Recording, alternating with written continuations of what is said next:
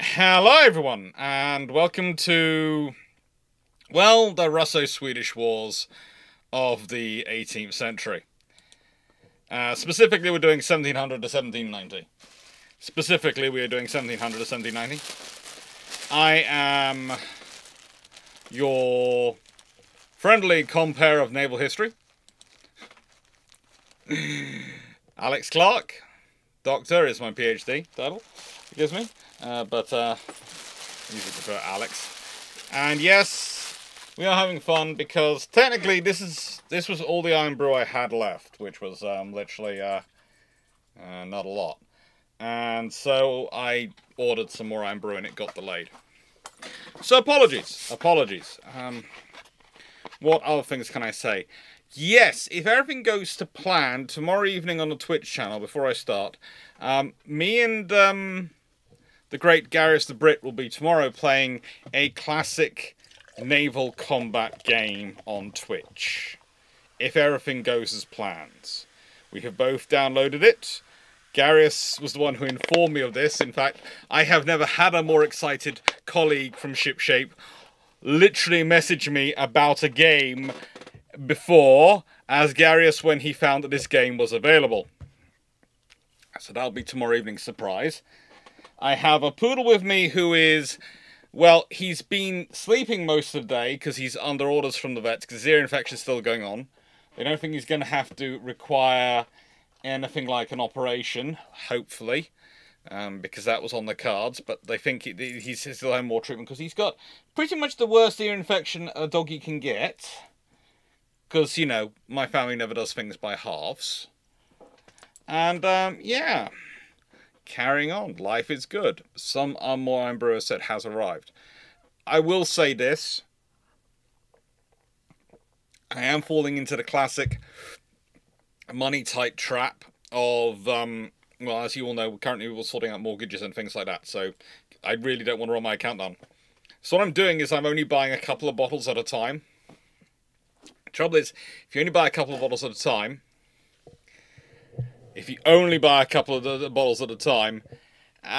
you, how do I put this politely, end up going back and spending more because you go back to buy another couple of bottles and another couple of bottles, so just every couple of days.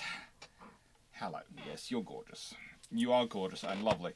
So yeah, that was probably not the most sensible idea of mine, so I'll probably try and fix that and not fall into that problem again. Hello, am I going to be allowed to present today? You are going to let me present, that's good. Are you going to carry on sleeping because you're supposed to be sleeping? Are you just telling everyone you're beautiful and you're fine? You feel fine. You're currently high as a kite on painkillers and antibiotics and all sorts of things shoved down your ear, aren't you? Oh, thank you. Thank you. By the way, like, you give me you smash me in the face, you smash me in the mouth, smash me in the eye. You know, do all sorts of things, and then you demand biscuits. This is a very toxic relationship. I'm getting beaten up by my dog for biscuits. This feels bad in so many ways. It's a very toxic relationship. We're gonna have to sort that one out at some point. Anyway, so tonight's topic is leaders of the Russo-Swedish War. Sorry, I've been doing so much about the Russo-Japanese and Russo-Swedish War. I'm now starting to intermix the two. Russo-Swedish Wars of the 18th century. And this is a fun thing to do because I don't know, especially if you watched the video which has come out this week and actually came out yesterday. It was supposed to come out Tuesday, but came out yesterday on the Russo-Japanese War. You might get the impression that that Nicholas II is unique in being terrible. He's not. He's not. In fact, there is a direct correlation between the quality of the leadership of these nations and the success of the wars they have going on. Success of the wars they had going on, and it's constant. It is constant with them, but it is still interesting and fun to study, and it's worthwhile learning about. Now, with that all being said, Raleigh, I'm the real compere of naval history. Yeah. Now, also, I will mention as the beginning, at the end we'll open up for general questions and more questions about tonight's topic. But while I'm talking about it, we'll concentrate on questions for the topic. So at the end, I'll put this button up, and then there'll be I will turn on the bot, and everything will run like a brew ship should run if the bot was working on the Sunday. Occasionally the bot works on the Sunday, but as we all know, that depends on YouTube and streamer bots' relationship. And I am starting to think that maybe I should see if I can pay for that relationship. I'm not sure how much, because I feel so bad every time Runon isn't trying to get it all to work. I'm sort of going, can I pay for the access we need? Is there any way through YouTube I can pay for it to so it doesn't have this happen? But we'll see. We'll see. Anyway, with that all being said, and thank you to everyone for being here, I hope you're going to enjoy it.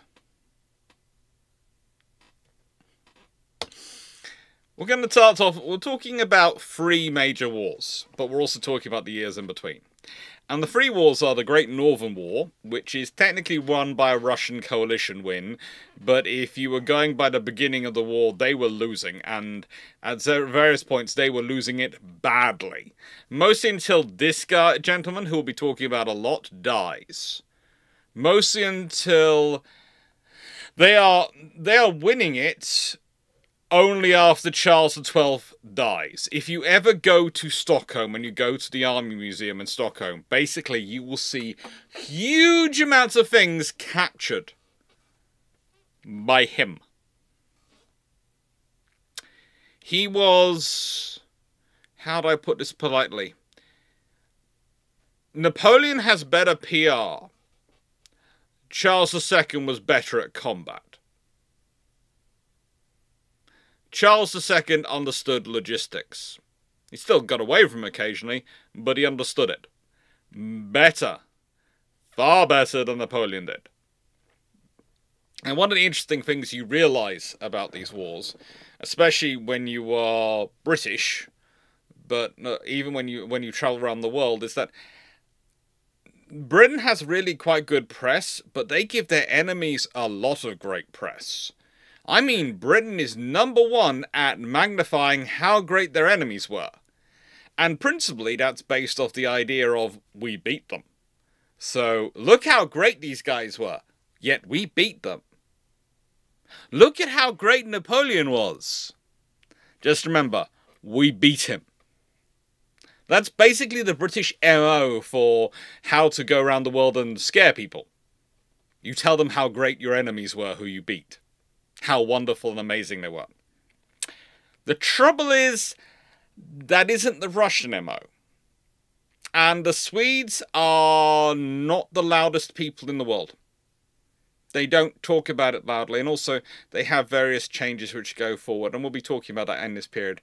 So yeah, this was Charles II. Charles XII, I mean. Sorry, not Charles II. Charles XII. I just read Charles II in the chat. I was going, why? Charles XII. And yeah, he was skilled. He really was skilled. And then you had the Russian-Swedish War of 1741 to 43, which, when you look at the leadership on either side, it's frankly terrible. And the fact that the Russians win it is just a surprise. And then the Russian-Swedish War of 1788 to 1790. And that war is the last war the Swedes really win against the Russians. It's often considered inconclusive, but I'd argue it's a win on points. It's a win on points. It's not their greatest victory, but it's a win on points. And I would also point out, if you really want to go and look at this sort of stuff, and the Russo-Swedish wars, Well, I hate to say this, but when you start looking at those wars, you'll find there's an awful lot of Swedish wins in them. There is an awful lot of Swedish wins in them. And usually the Swedes win because they have a fairly good leadership. A fairly good leadership.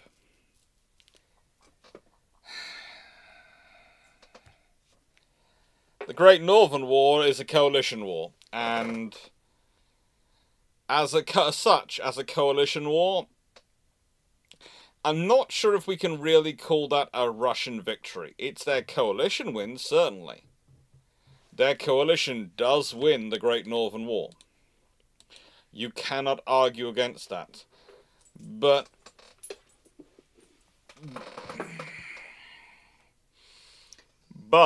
and I mean this in the nicest way, they weren't really winning it for quite a while. And it's the kind of war which takes place because people are being idiots.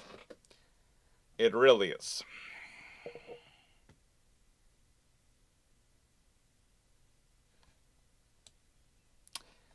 Now, the really fun thing we're going to talk about is we're starting off by talking about Peter the Great, who ruled as Tsar of Russia, because the Tsardom of Russia, from 1682 to 1721, and then created himself emperor in 1721, after he felt he'd taken significant enough territory off the Swedish Empire to become an empire himself. Please note that. So when we're talking about this, I'm going to try and clarify which one we're talking about. And Peter the Great certainly does call himself the Great. He really does. And he really thinks he is great. He likes to have wars with the Ottoman and Swedish empires. He founds the Russian Navy. He does all sorts of interesting things, and he manages to, well, be born in 1672, take over as Tsar when he is 10 years old, so pretty much isn't in charge for a while, and then dies age 52. He marries twice, and he manages to produce enough children that he causes trouble, but not enough that he actually secures the throne properly.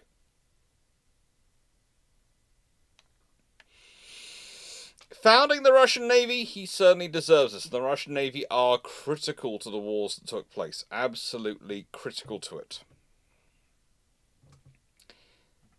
But as much as he modernized the nation he ran, as you know, he produced the governing Senate and he produced all sorts of other things.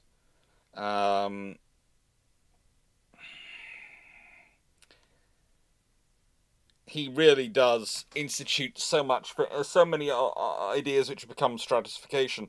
I sometimes think, and this is going to not make any sense to people who don't know what I'm talking about, but I'm going to say this out loud. If you know anything about the Warhammer 40k, and you're talking about the Imperium of Man, and its government, started by someone who had a lot of bright ideas, tried to introduce all sorts of reforms, all sorts of systems to make it easy for people to advance, and those systems actually become things like the table of ranks, become things which are used for stratification, and actually stop people advancing in the hands of his successors and the people who follow on, because the whole system was designed around having someone like him in charge.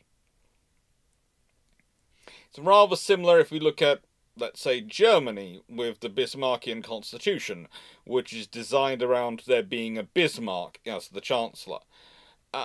There is a lot of problems in systems which are designed around a certain person being in charge. And especially bad when that person doesn't have an accurate perception of their own capabilities. Really doesn't have an accurate perception of his own capabilities. truly doesn't have an accurate perception of his own capabilities. It's quite disturbing, realistically. He really does think he's absolutely amazing. But when it comes to the Great Northern War, well, he'd made a peace with the Ottoman Empire, for once. And so he decides to build up a navy, and he decides to dominate the Baltic Sea. And he decides that what he would do is he would attack Sweden because they have a young king. And so, therefore, he'll be useless. Because a young king will never do anything, will he? Young king will be weak. You'll be surprised to hear that it turns out Russia was not well prepared to fight the Swedes. And in fact, we'll be talking about some of the battles today that they end up in, and it's just not good. It's really not good. We're talking about the naval battles, of course, because it's the Naval History Channel. So we won't actually talk... the Battle of Navarre isn't actually a particularly... isn't a slide in this particular video. But, yeah.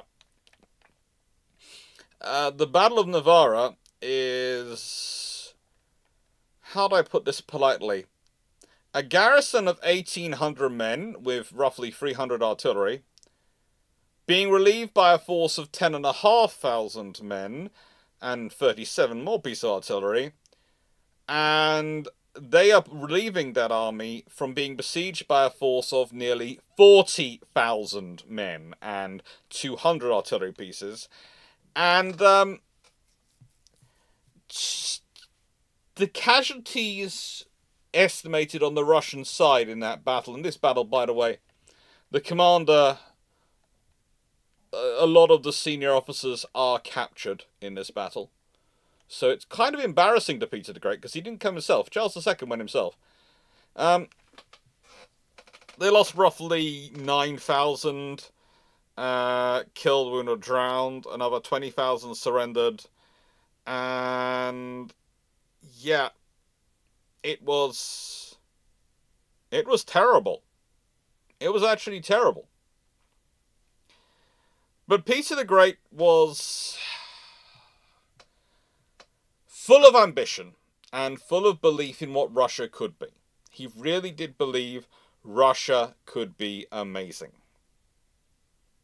He really did believe Russia could rule the world. It's kind of an interesting time, because if we consider in the 1720s, the early 18th century, this is long before Napoleon, long before any of those sort of leaders really start to rise up. If he had managed to turn Russia into the romping, stomping nation he believed it to be, oh good lord, there are not many things which could have stopped him with the theoretical capability they have. But the reality was, he spends quite a lot of the next few years until a certain person dies in 1718, getting his behind handed to him by one of the possibly best military minds, not just of his generation, but of all time. Charles XII of Sweden, it's kind of a case of, I'm going to challenge this small child to science and finding out it's a real-life Sheldon Cooper from The Big Bang Theory. I'm going to challenge this kid to a physics test. It's going to be easy. They're a child. Oh, frigate. They're a savant.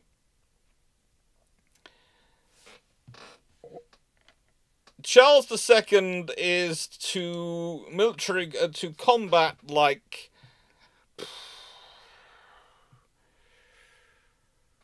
How do I put it? My dog is to eating biscuits. 12th. Charles XII. Sorry, I keep calling him Charles II. Another video. But yeah. Charles XII. If I say Charles II again, just please read it as Charles XII. Okay?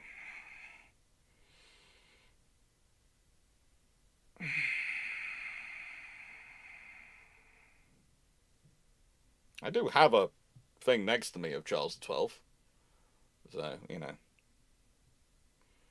Trouble is, for some reason, I keep every time I go flick through it in my eyes, I'm also remembering some of the earlier issues of Sweden, and that's the thing. But Charles XII is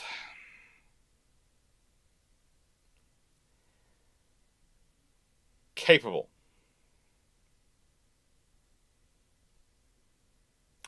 Very capable. Born in 1697. No, born in 1682, sorry. Came to throne in 1697. He is 15 years old when he becomes king.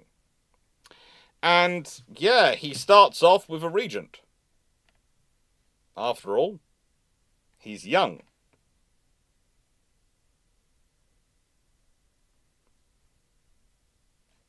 And that works. That works. It's fine to have a regent at the beginning of your reign. But that regency lasts from April 1697 to December 1697. If you look at the war, as you know, it starts in 1700. So yeah, he is already been on the throne for a good few months when he finds himself in a war. And, well, it turns out Charles XII does several very smart things.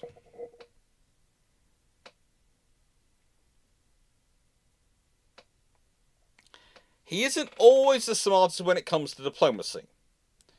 Because after the Battle of Naval, which we talked about, I just mentioned, Peter the Great actually tries to sue for peace. Charles rejects this. Charles rejects this, and his line when he rejects this is this: "I have resolved never to start an unjust war. Never start an unjust war. But," and this is quite a big glutamus maximus of a point, "but never to end a legitimate one except by defeating my enemies." That's basically polite 18th century phraseology for, I'm not going to start a fight, but I'm going to kill you if we get into one. Don't fight me. It won't be good for you. Now, unsurprisingly for a teenager who suddenly finds himself in this sort of position, he is pretty darn autocratic, and let's be honest, all the people in this scenario are pretty darn autocratic, so it's unsurprising in that regard. It really is unsurprising.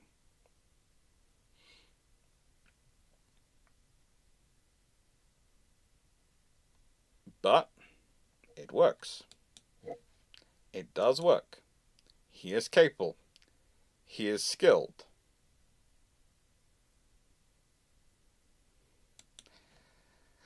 And he's also pretty darn scary when he wants to be. Now, the thing is, he wins many battles, including a battle over the combined army of Saxony and Russia at the Battle of Frostadt. And that's an even... If you talk about the earlier battle, that was interesting. The Battle of Frostadt, he literally takes an army into the field of 9,500 troops against an army which is at least 20,000 troops, against twice his number, and basically kills or captures 90% of that enemy army.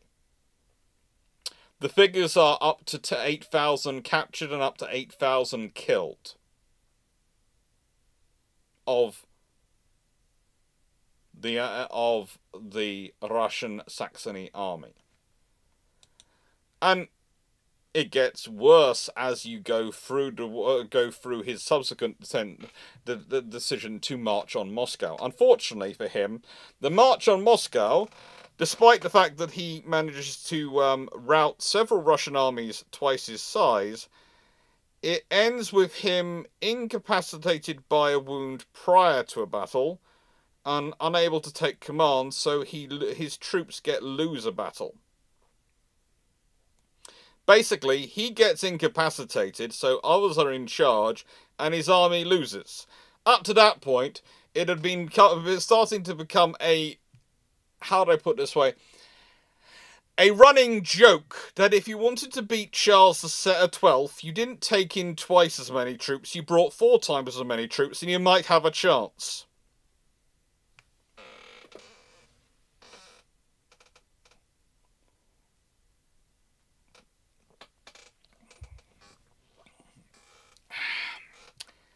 And that's a problem. He then spends some years in exile in the Ottoman Empire. And then he returns to lead an assault on Norway, which was trying to, after the Danish king was once more trying to attack him and combining with the Russians. And eventually he dies at the siege of Fredrikstein in 1718. At the point at which he dies, the Swedish Empire has pretty much lost. But the point is, up until he lost the battle in not lost the battle, up until the battle in 1708 in his march on Moscow, he was winning. Up until that point, he was winning. So that's the really annoying thing. And then he was trapped in the Ottoman Empire for a while, and only eventually, when he was allowed through, he comes back, and he's starting to restabilize the situation. He is starting to organize it.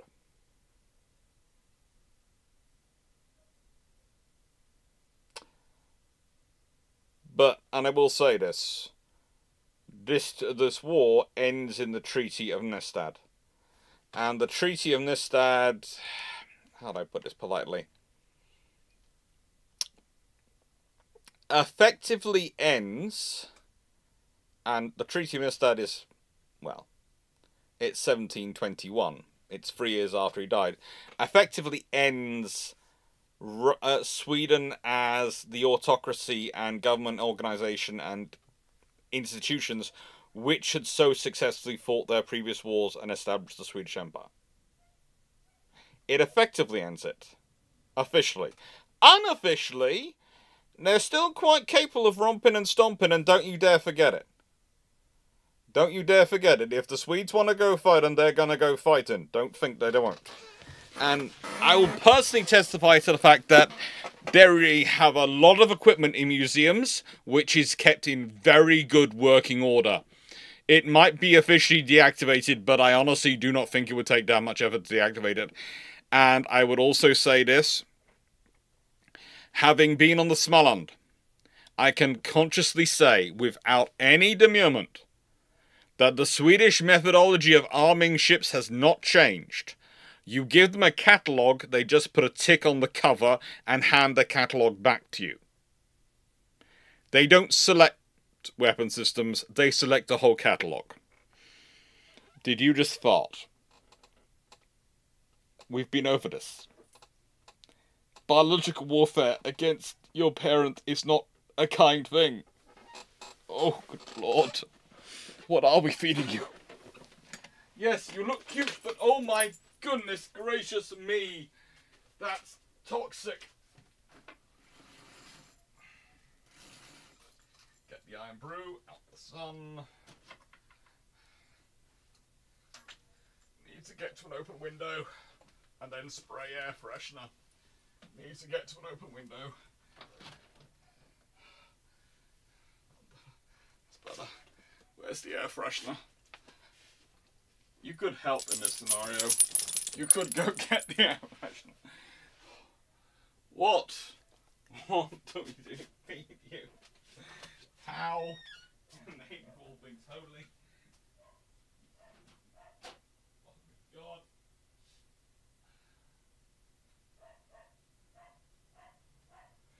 That's weapons grade.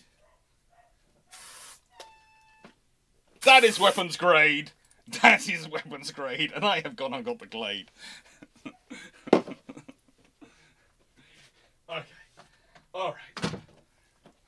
Poodles. Poodles. Okay. Poodles! The woolly equivalent of Sweden. They look lovely. Don't get into a fight with them.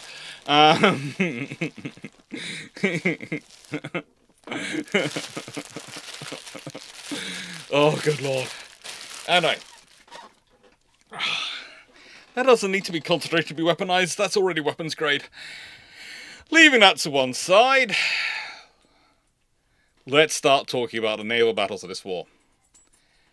And, well, one thing you might have realised so far with what I've been talking about and discussing is that Charles XII takes more of an interest in land battles, and there are a lot of land battles. Despite the Baltic being a sea, and the Swedish Empire being a maritime empire, one of the troubles was they pretty much find themselves fighting everyone, even when they're allied with the British, because they are the only fleet in there. So they have to do the fighting. Which is one reason of fun things when you start looking at the wars and you're going, so this is the Great Northern War, naval battles. What battles are we going to talk about? And you literally go, I'm going to have to list all of them.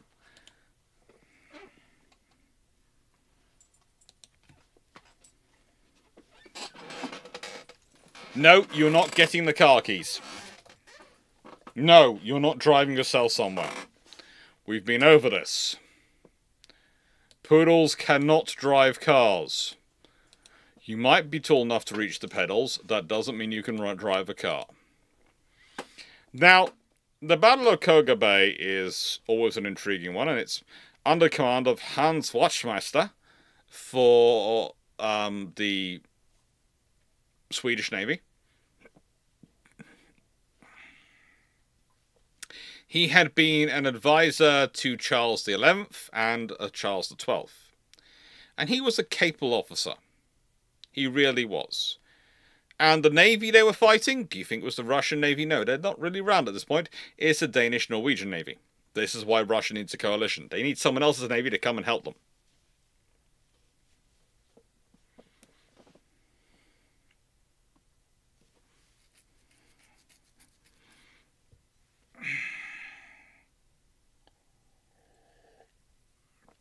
Steve, Alex is going to pronounce this incorrectly. Hans Wachtmeister? I think I got it quite right. The Battle of Koga Bay. I think it's Kush. I think that's the O of the thing. Is it Ush sound? I think. I could be incorrect. But, yeah. It takes place just south of Copenhagen. And the Danish-Norwegian fleet was 47 ships, of which 27 were ships of the line. The Swedish one was 30 ships, with 21 ships of the line. The battle is so inconclusive that the Swedes have 2 ships run aground and lose 26 dead. And 1 ship exploded and 541 died. The Den Brogga exploded. So I would say, honestly, the battle was won by the weather. But, and why am I saying but? Now, you see, the Swedes then managed to destroy a Dutch-Danish convoy that was supposed to take a Russian invasion force to Danzig. And so that stops the Russian invasion. So the Swedes definitely had a strategic win. I'm not sure if you count it as a tactical win with 2 ships running aground and 1 ship, 2 ships running aground. But there again, they recovered those ships, whereas the other ship, the Danish, lost a ship blown up. When I say recovered them, they actually scuttled them, didn't they? They scuttled them the next day, but they recovered their crews and they recovered the key things from them.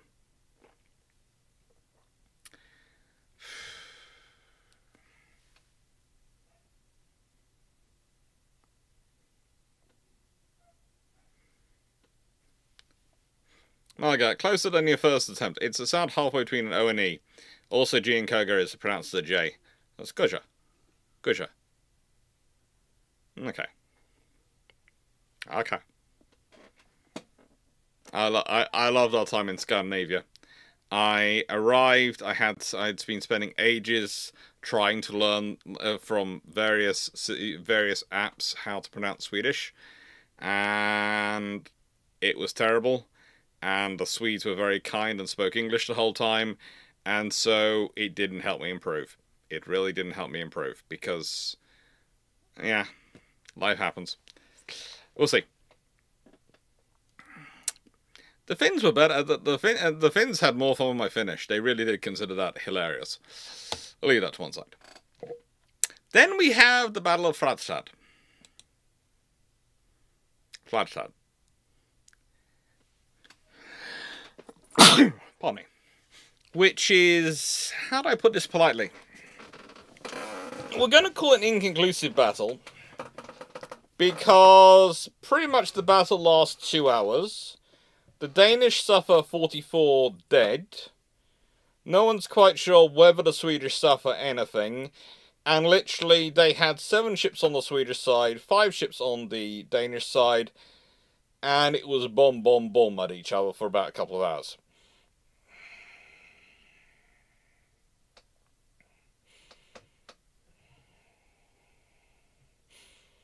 And the fact is, the fact that the battle's being fought as close into Danish territory as it is, rather than Swedish territory, really does tell you what's going on.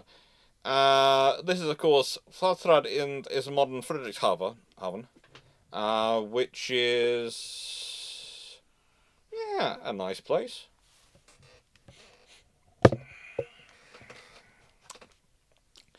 Again, what happens? How do the Swedish do it? Well, one of the things I would recommend is that the sources which are best for these battles, again, are things like the Danish sources.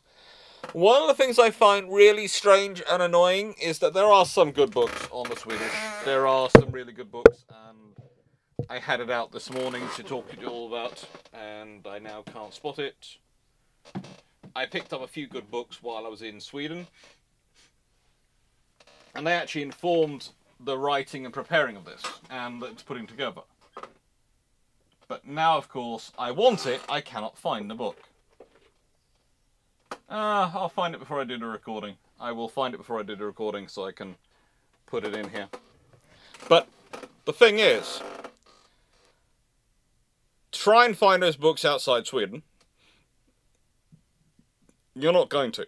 The best you can find are Danish books about the wars, which have been translated to English. Normally you can find those in most sources. So you're going to be wanting to look up things like Ergen Barford's books and Dan Andersen's books. They are both excellent.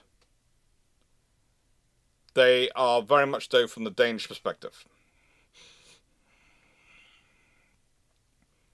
Most of the Swedish books do not seem to be sold a lot in the British market or the American market, and haven't been translated much to English, which is annoying.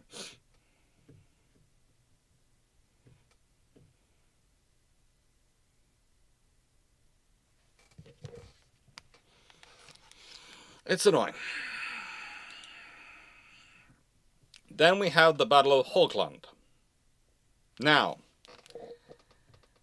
this you might notice that I'm talking about the Imperial Russian Navy now, because these are technically the Russian Tsardom's navy. This is when there has been a navy formed. And here is the thing. Again, I think this is probably because of the quality of sources going around and some of the phrasing going around, because I would say any battle where I bring 6 ships of the line, 5 frigates, 2 brigs to it, and face off against 3 ships of the line, and I lose a ship of the line, is not an inconclusive battle.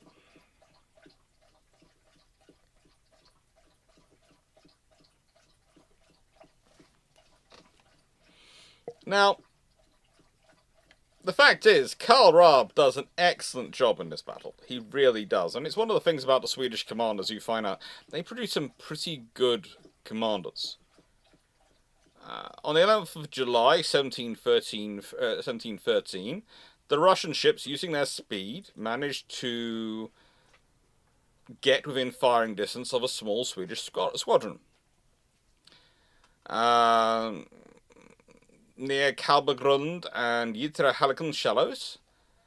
During the fight, Raab's flagship, the Ossel, actually runs aground, but managed to detach itself and rejoin the fight, which is very good. And then, better than that, 3 Russian ships then follow where it was and run aground as well. And one of them is caught so hard it can't be pulled free and has to be torched. So the Swedish get minor damage, the Russians get heavy damage. And again, there is an interesting point here. Why are the Russians doing this? Why are the Russians following a Swedish ship into such a tight space? Why are they getting that? Well, honestly, because they want to get victory, and not because Peter the Great is very demanding and expecting of victory. Charles XII seems to be slightly more understanding of his senior officers. If life happens, life happens. I expect you to try your best. Peter the Great expects you to try your best and win. He expects both. And this translates into the officers pushing their ships harder than they probably should. You have a massive advantage in ships and frigates and forces. If you're going to be chasing a vessel into the shallows, it shouldn't be a ship of the line doing the chasing. It should be your frigates following hard and preventing them getting themselves off.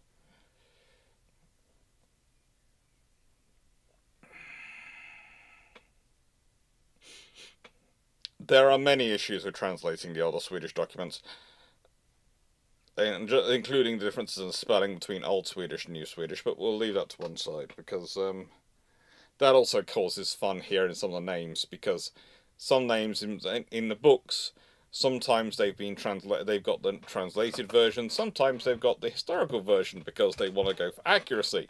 Now that means you can be looking for someone and going, they're not in this book. And then you realise, actually, no, they are in this book, they're just under a different name, because the name is spelt differently. It's fun. It is really fun.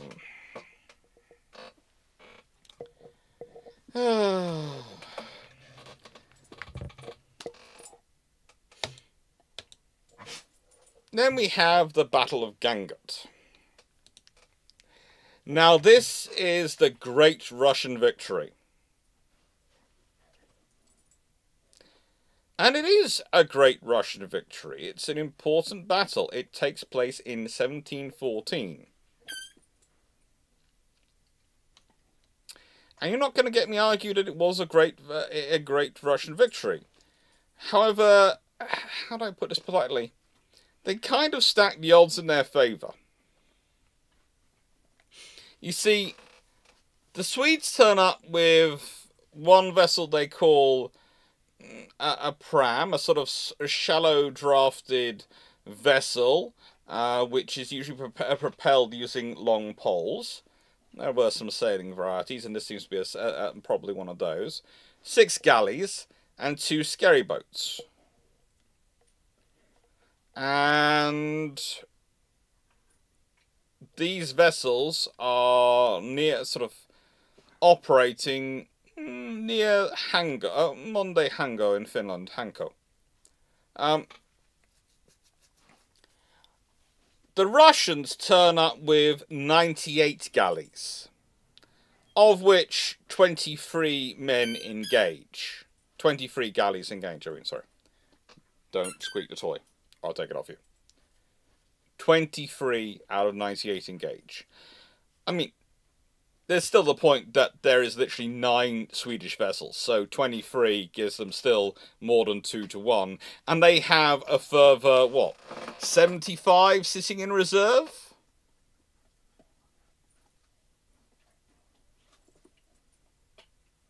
Yeah. It is a wonderful battle in that perspective. It is a wonderful battle because, well, they win. For the Russians' perspective, but it's also the kind of battle where you look at it and go, well, hello. It's not really a tactical battle. It's, we've caught the Swedish, we've surrounded them, we have a lot of muscle here. We're going in.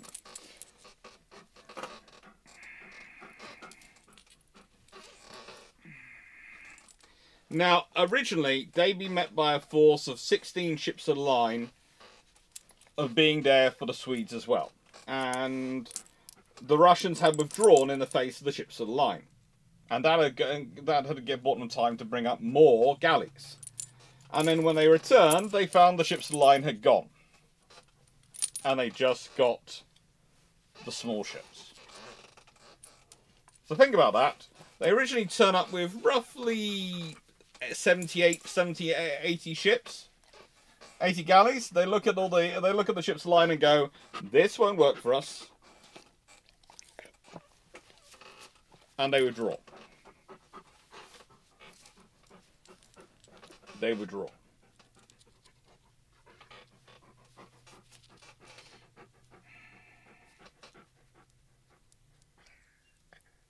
I have to say it actually gets worse when you consider prior to this battle, they'd called Peter to come inspect the battle of the Baltic fleet and see how great, and maybe lead it personally in battle, because that would be glorious. When Peter arrived, Peter inspected the fleet, found it absolutely terrible, claimed they hadn't been doing the maintenance properly, and what the frig had they done with his ships, and then added that they should not actually engage the Swedes unless they have a 3-2 superiority in artillery. What can I say? It's a requirement. It is a requirement. Yes, the fluffy poodle has decided to be very, very engaging today. He's been asleep and unwell all day, but now he's being very, very active and engaging. Yes. But so far, what you might be noticing is there is a common theme developing. The Swedes are doing pretty good at sea. They're doing pretty good at sea. They aren't doing great. They're facing a huge amount of resources and forces. But as long as they can keep up the fight, they're okay. As long as they can keep up the fight, they're okay. It's also worth noting that they're pretty good at building up alliances with other nations and keeping them on side. And that is definitely their plan. Now, do you want to go squeaky toy elsewhere? Or do you want to carry on doing it on top of my lap? Let's get down here. Go on. Go down. Play with your toy. Good boy.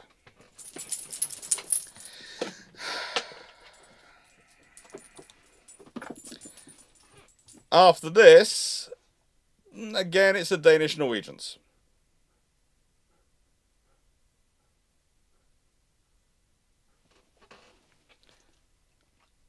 After this, it's the Danish Norwegians again. And the... no. Down. For now. Okay?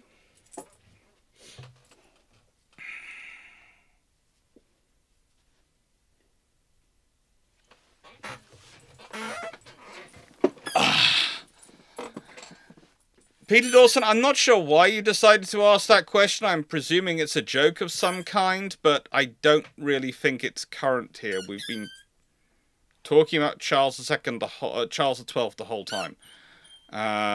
So I'm not really sure why you've asked that question in YouTube chat.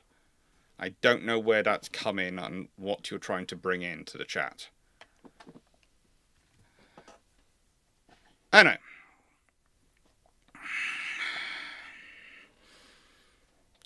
This battle, though, was different in that it resulted in a Danish victory. It resulted in a Danish victory. And that probably has something to do with the fact that the Swedes have 4 ships of the line and 2 frigates at the battle, and the Danish have 8 ships of the line and 4 frigates. So they literally have twice as many ships. And it gets even more different when you start looking at the ships and their capability and what happens. One of the other issues of the battle is that the Swedish ships actually run aground. They are manoeuvring close inshore and they run aground. And so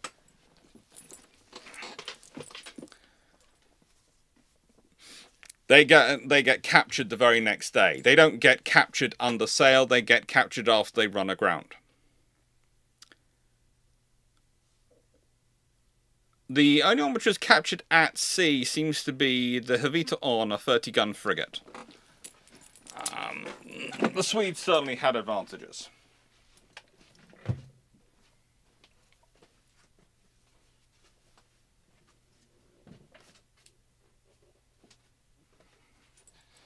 Yeah.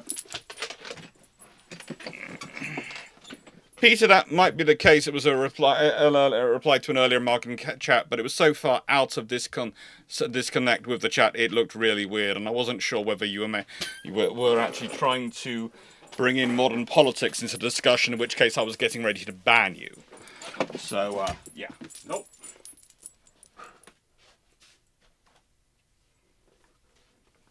Because this is a history stream, not a politics one. Anyway, with that being said, we then have the Battle of Rügen.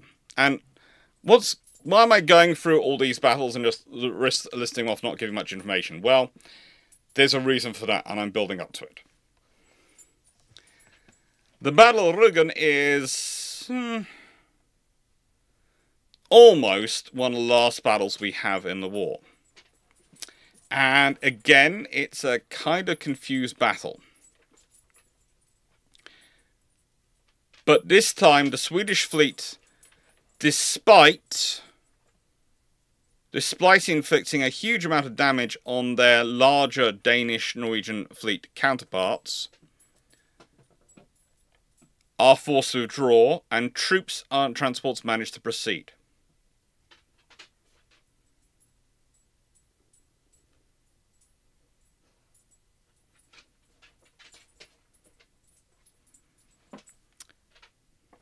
What are you doing now?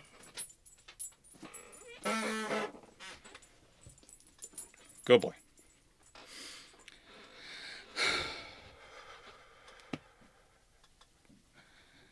The thing is, they're trying to put troops onto the island of Rügen.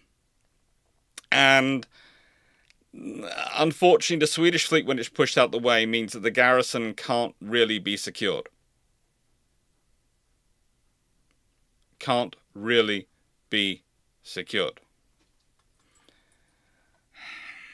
There's also the problem that, well, the fleets, how do I put this politely, in terms of the Danish-Norwegian one, had suddenly been having a change of command going around it, which meant that it wasn't as tactically fluid as it should have been. Which probably adds things against them, because they have 21 ships to line and they have more frigates. So they should have better information, they should have better communication, they should have a slight edge. But all they do is push the Swedish out the way. They don't really fight them off.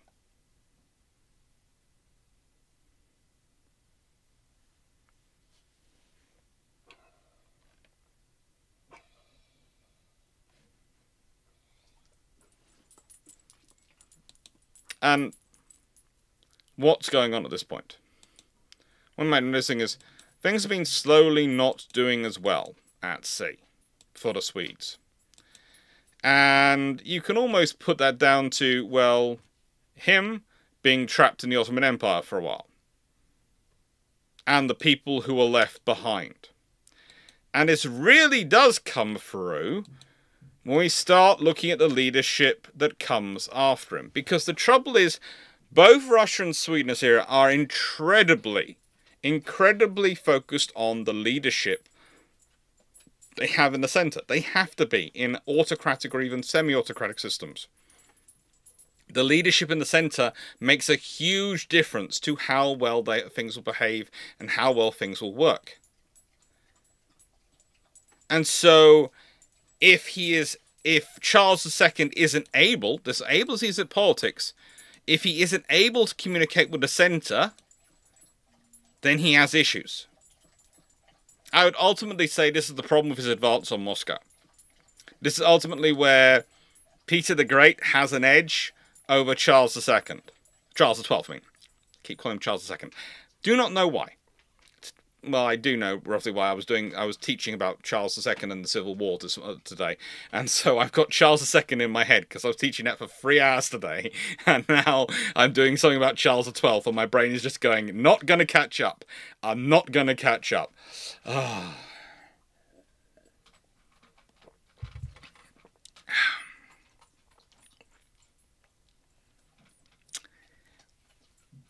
But that happens sometimes.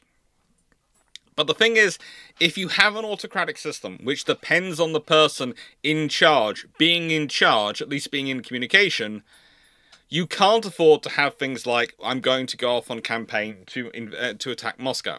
Despite the fact that he's really the only one he can send, because he doesn't have that many generals and that many admirals he can trust.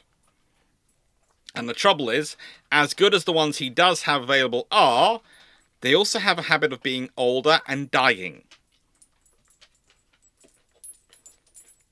It's the Great Northern War. I know, Mark Rum. Yeah, but it's not the 30 Years' War. I know. But as I said, I was teaching Charles II and the English Civil War for 3 hours today. the War of the Three Kingdoms, as I like to call it, to wind people up. And because that's pretty much what it is. It's once you start treating it as the War of the Three Kingdoms rather than the English Civil War, it starts to make a lot more sense. But, yeah. Fun things happen. Fun things happen.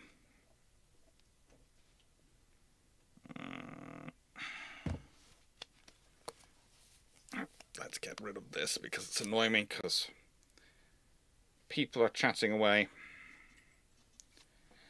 And my wrist keeps vibrating. Now who comes after him? Who can possibly follow Charles XII of Sweden? Well, unfortunately, technically, it's Ulrika Eleonora of Sweden. Now, technically,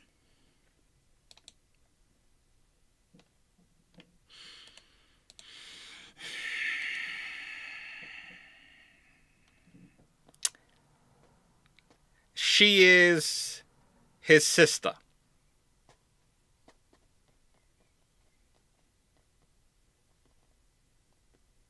She's the youngest child of Charles XI. She is Charles XII's sister. And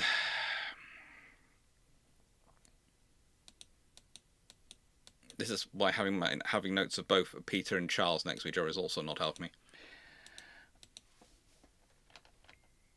And the trouble is with him, with Charles XII, is despite him achieving the age of 36 and having been on the throne from the age of 15, well, he never married.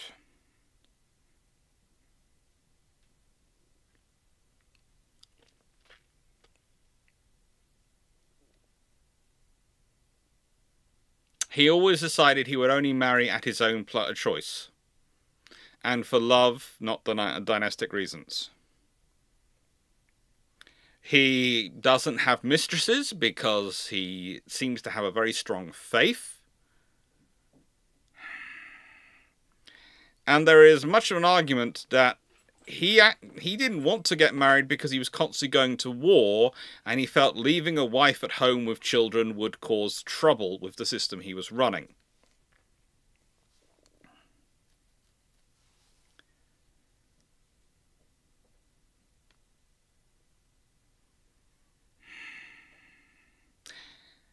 It also suggests that there was a reason he was balancing relationships within his court. And one of the fun things I do find is people sometimes go, well, he might have been homosexual, and so that's why he didn't marry.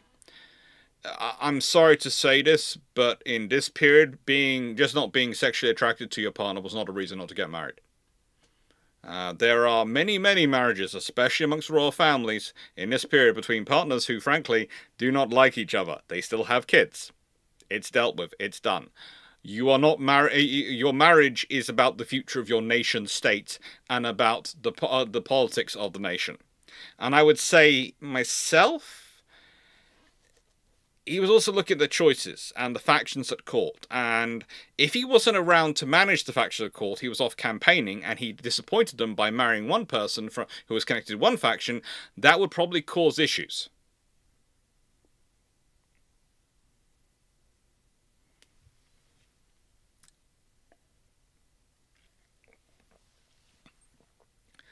Certainly would have been interesting if he had married an Ottoman princess.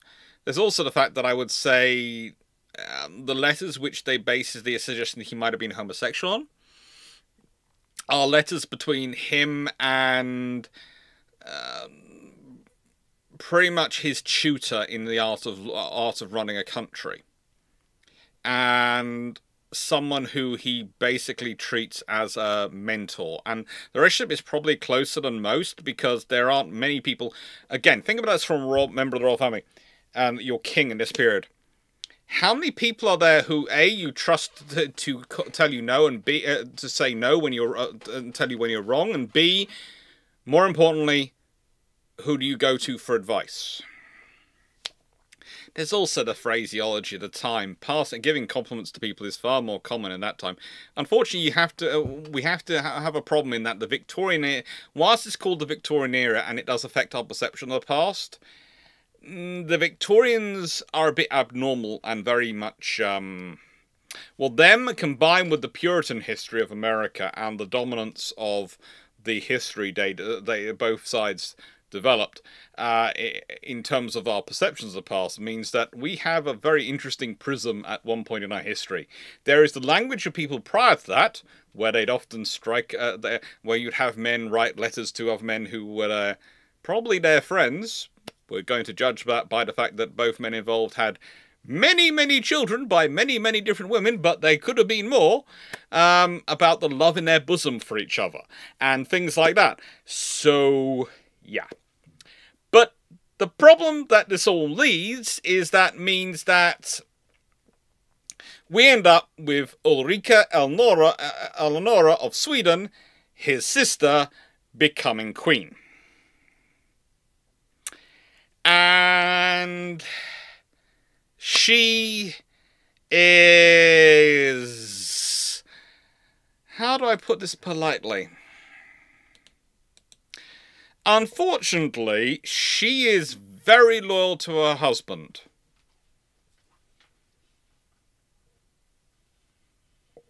And whilst there are people who theoretically should have become king, she could cite she was the closest surviving relative of the king as his sister. And she agreed to renounce the powers of absolute monarchy. Now, this might seem, that's sensible, that's going to create positive things, and it does. And so she's recognised as the setter by the Riksdag of the estates, basically the parliament. However, there are two problems with her in charge. One, she delegates a lot of authority to the parliament, which then wants to do everything by committee, because that's fair, and is dominated by its own factions who keep fighting, and no one is able to balance them out and organise them, which causes issues. And secondly, you might notice I've written her as queen and then queen consort. Queen and queen consort.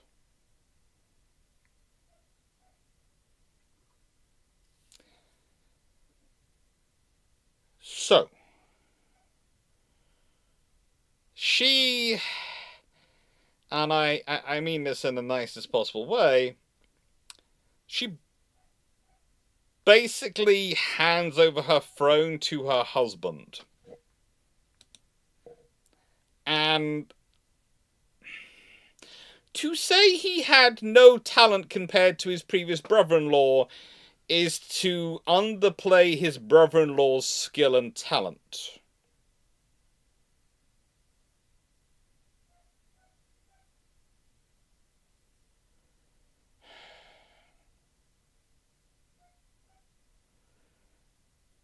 And yeah, he is...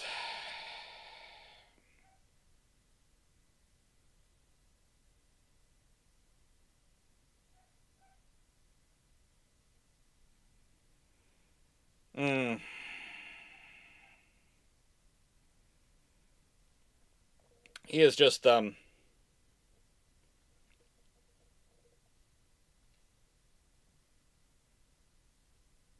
do I put this politely? He is useless. But we'll get to him in a second. See, the Great Northern War is still going on, and now there's the Battle of Orsel Island. And the thing is, the Battle of Ursel Island, Ursel, in 1719 is... It shows some possibilities, but it is literally one ship of the line, one frigate, and one brigantine on the Swedish side, being massed against 6 ships of the line and 1 smaller vessel from the Russians.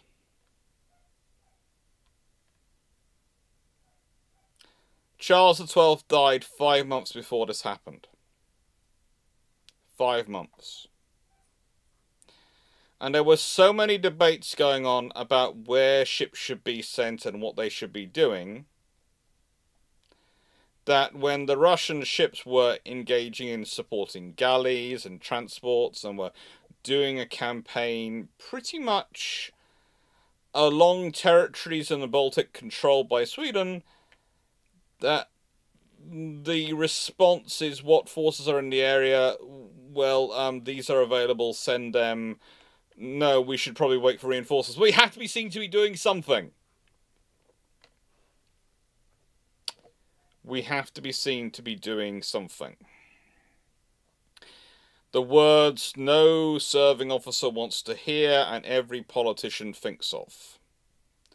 And I would always argue this is the ultimate thing of whether someone is too much of a politician or whether they are not too much of a politician to be in charge, or whether they are fine being in charge. Because if someone says we have to be seen to be doing something, because we have to be seen to be doing something, that is you are a politician. If you say we have to be seen to be doing something because otherwise morale will suffer, but that something has to be successful, so therefore it is better to wait and let morale dip a bit more as a calculated risk and then win than lose, that makes sense. Because if you think about it, the Russians have 6 ships of the line. Considering their training and skill, if the Swedes had turned up, even with Commodore Anton Johann Wrangel in charge, with 6 ships of the line, I reckon they'd have won that fight. And considering the state of the Swedish fleet at the time, they could probably have got 6 ships together or more if they'd given it a bit of time.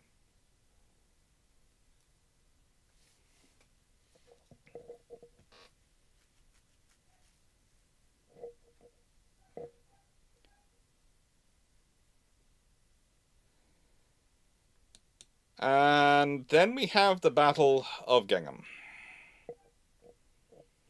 Oh, that's not good. It's this one is not good.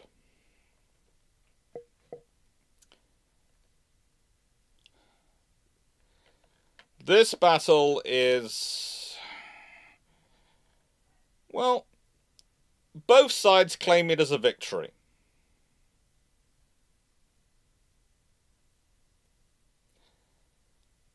Both sides, though, agreed that 4 Swedish frigates were captured by the Russians in this battle.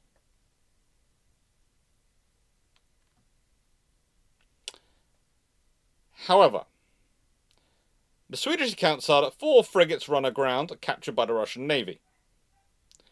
But 43 of the 61 Russian galleys are sunk by the Swedish force or burnt, abandoned after battle.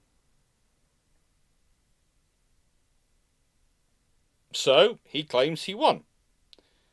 The Russians, well, the Russians point out the Swedes lost 103 killed and 407 captured, and they had only 82 killed and 236 wounded.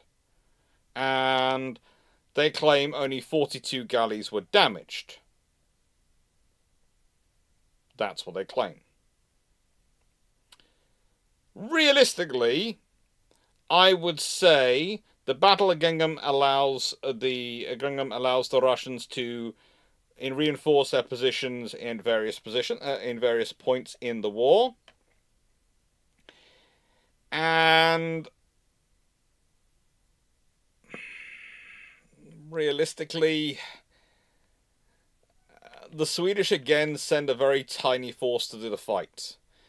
They send a single ship at a line, 4 frigates, 3 galleys, and some smaller craft to take on a force of 61 galleys and 29 other vessels. You know, the fact is, again, you needed to concentrate force.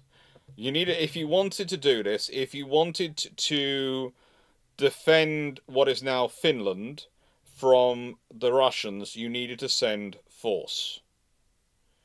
This takes place in 1720. Oh, good lord. Sorry, I've just noticed that the 0 has been lost.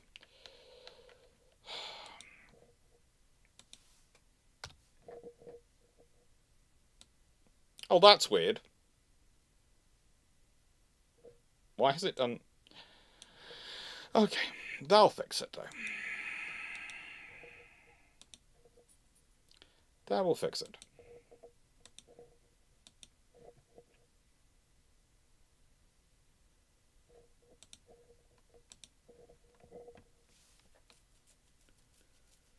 I have no idea why, but for some reason it had... when I expanded it on PowerPoint, the 0 reappeared, so I have no idea why that happened, but we'll leave that to one side. I didn't have to type it in, I just expanded the thing and it came back, but it had been showing the bracket, so I have no idea. We're going to leave that to Microsoft, okay? Alright. And at this point, we're still doing the Tsardom of Russia. It's still the Tsardom of Russia.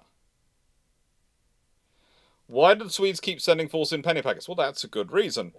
The reason is, this man could not run the politics to save his life. He couldn't organize basically, his wife was completely in awe of him, and he was spending his entire time moving from political favourites to political favourites, and couldn't really balance the factions against each other, so couldn't get the support. Once you hand over power to Parliament, you have to get Parliament's agreement, you have to sort out these things of supplies and resources, and there's all sorts of issues going on. Whereas when it had been autocratic, and if the king said, okay, fine, I know you're all going to have your debate about this, but do this, and we'll sort out the rest later, that'd have been fine. Once you hand over the power, and especially in this period, and you've got a debate, you need someone who's skillful at making the debate comes out, you know. Okay, this is going to sound mildly egotistical, but bear with me.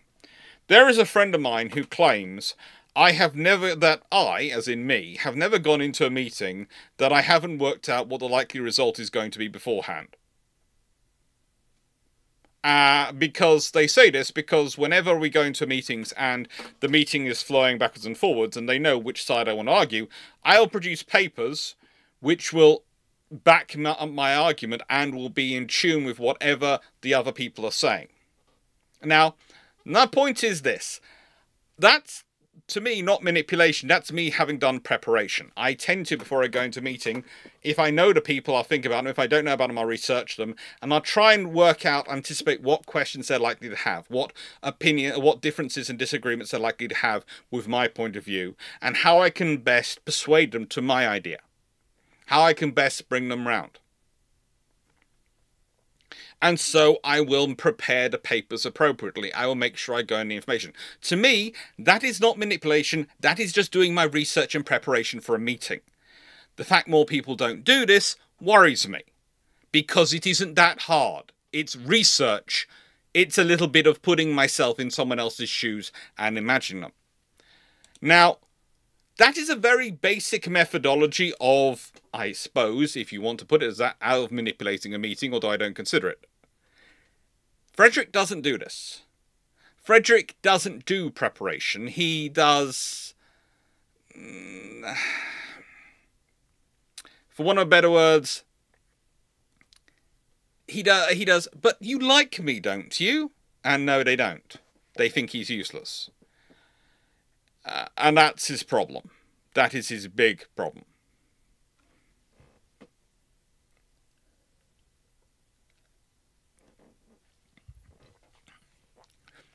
He thought he would make a lot of friends by giving into them and by giving them the power. But he thought that by persuading his wife and giving up the power and giving Parliament the power, he would make himself incredibly important.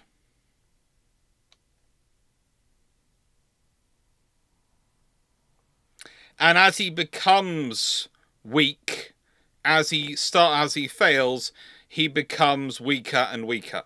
He is one of those people who, when he loses the first time, he doesn't want to play again. Oh, I didn't win. I won't play this game anymore.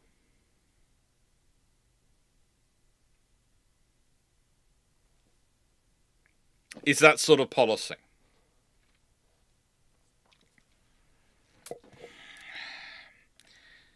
And he is basically the guy who ends up ceding all the defeats and seceding all the territory in Estonia, Ingria, and Livonia. Now, to an extent, Charles XII was responsible for that because he got himself off to Moscow, and that was the big turning point. Prior to that, he had been absolutely handing everyone their behinds. And as we've said before in this channel and talked about in Naval and history, the great graveyard of armies is marching on Moscow. If you're marching on Moscow, you're in trouble. It's never a good idea. It's never sensible. But if you're marching on Moscow and you haven't got the rear organised and you haven't got a succession organised, you're really in trouble. Now, that means that pretty much all of this is Charles II's fault. Charles XII's fault, I mean. Ugh, sorry. Charles XII's fault. Because as good as he was as commander, while he was winning, he could keep winning. But the trouble is, winning cost him resources. And because he at no point did he consider, well, now maybe I need to retrench and rebuild my resources. Maybe I need to actually sort out the things behind me. That's what ended it. Matthew Killing, don't march on Moscow from the west, north or south. If you're Mongols, you're coming from the east, then just fine. To be fair, the Mongols, when they're coming from the east, and anyone coming from... You don't march on Moscow unless you've got the logistics to support it. The Mongols had the logistics to support it. That's the thing. If we consider everyone else who's fought that war, the Swedes.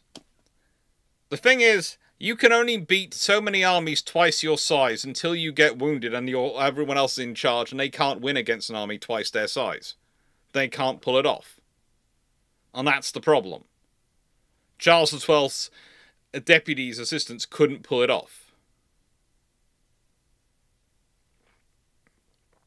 And there again, that speaks to it. He needed to get allies. If he wanted to do a march on Moscow, and he could make it, he needed to do it in force, he needed to do allies, and he needed to have logistics so that he was bringing up reinforcements. He was trying to do it with an army of 9,000, and basically the Russians just keep chucking armies of 30,000 at him until he loses. And they can do that. Whereas when you're fighting the Mongols, they come with an army of of tens, hundreds of thousands, and tend to just go whoomp. You have a battle, then you find they're moving on fast. Again, it's an infantry army versus a cavalry army. That's the other thing you're dealing with when you're dealing with the Swedes. It's an infantry army. Now, at this point, Peter the Great is not around to enjoy his victory for very long. In fact, he's around for 4 years. And if you want to think that it's only Charles XII who's bad at succession planning, well, welcome to Peter the Great. Okay, Peter the Great. Meet Catherine I of Russia. She was probably his wife. We're fairly certain she was his wife. And she was his second wife. Now, theoretically, he had some children. He had, 2 boys, 3 girls. That's fairly good. That should be some succession planning. It's not really enough. When you consider the, how do I put this way, the life expectancy of children, the mortality rate in general, if you want to secure a succession line in this period, you need about 3 or 4 sons who are actually going to work together and get on with each other. You can't afford to have a scenario where they are killing each other off, and you can't afford to have a scenario where they're going to split the nation up. You need to have them actually getting along.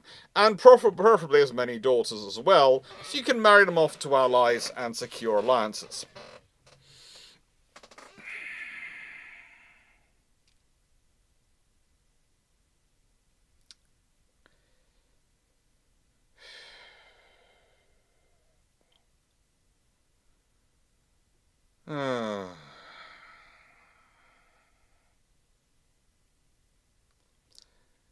And that's the history of it, realistically.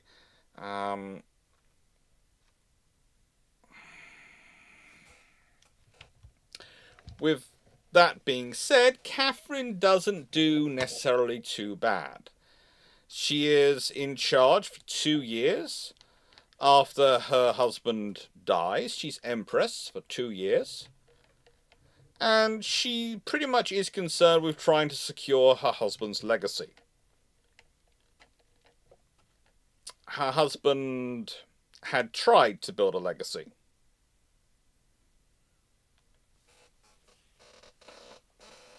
He had tried to build something which was going to be an exceptionally good system. Unfortunately, as I explained at the beginning, his system is actually something which is designed to be enforced by Peter the Great, not run by anyone else. That is a problem. That is a problem.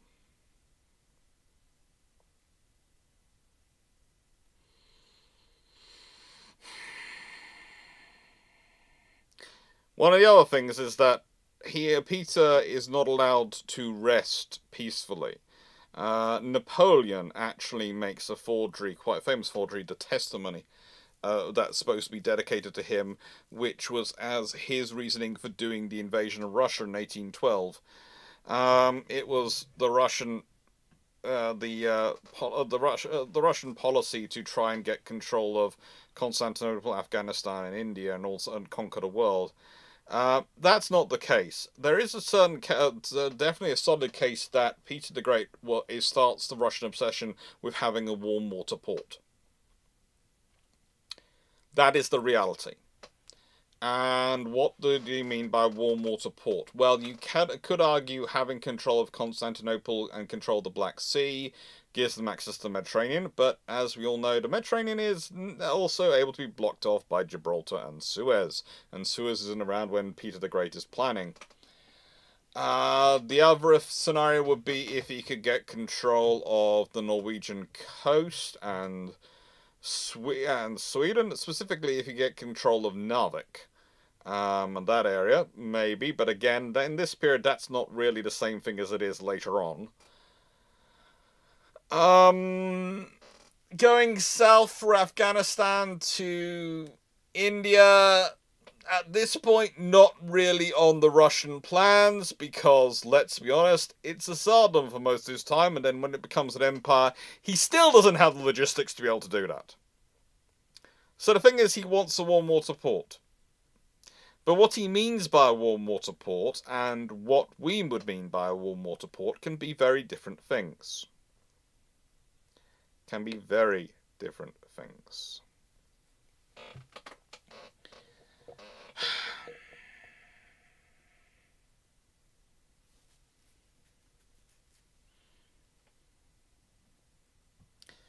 I would say Constantinople is more about religion to an extent, but it's also about securing the Black Sea. And let's be honest, if they can secure the Black Sea and turn it into a Russian lake, it does help them out quite dramatically. It does.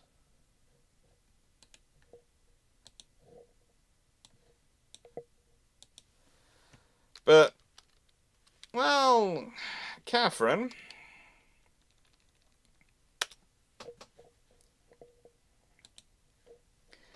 is succeeded by Peter II.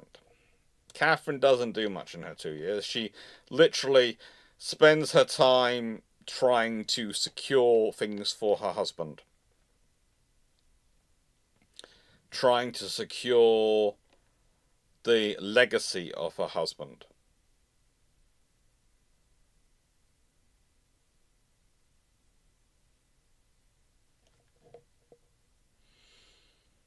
And she does do a very good thing in that she recognizes not her grandson, but the son from his first wife's son, so Peter's grandson, as a successor before she dies.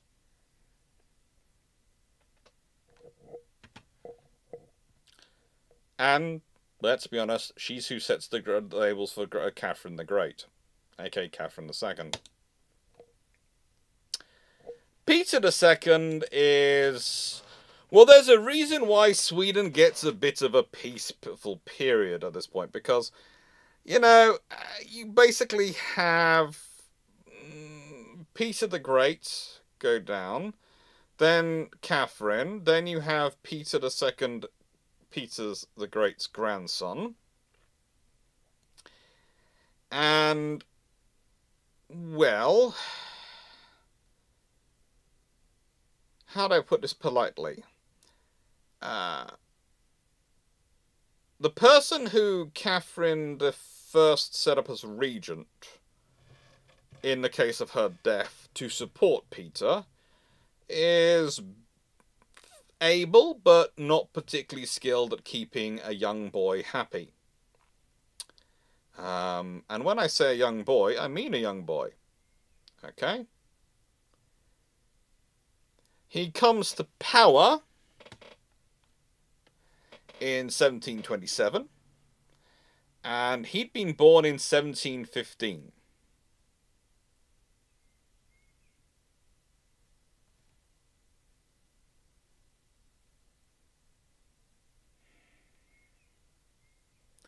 He'd been born in 1715.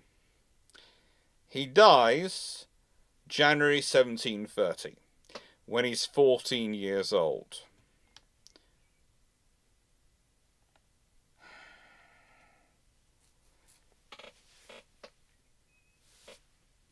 Which is a fun thing. He is the last, how to put this, of the House Romanov, he is the last of his particular male line of pure Romanovs, and the ones who come afterwards are not pure Romanovs. That's fine, because he's the last one connected by the male line. He's a 12-year-old doesn't even reach his 14th birthday. It's just, to say it's a badly run government where it's done by his favourites, and his favourites, whoever's brought him the coolest toy, is to be polite about it. It is to be polite about it. basically, the person he got rid of, who had been appointed, who was a guy called Alexander Menshikov. Peter II's main dislike of him was that he insisted he learnt history and other subjects to prepare him to rule.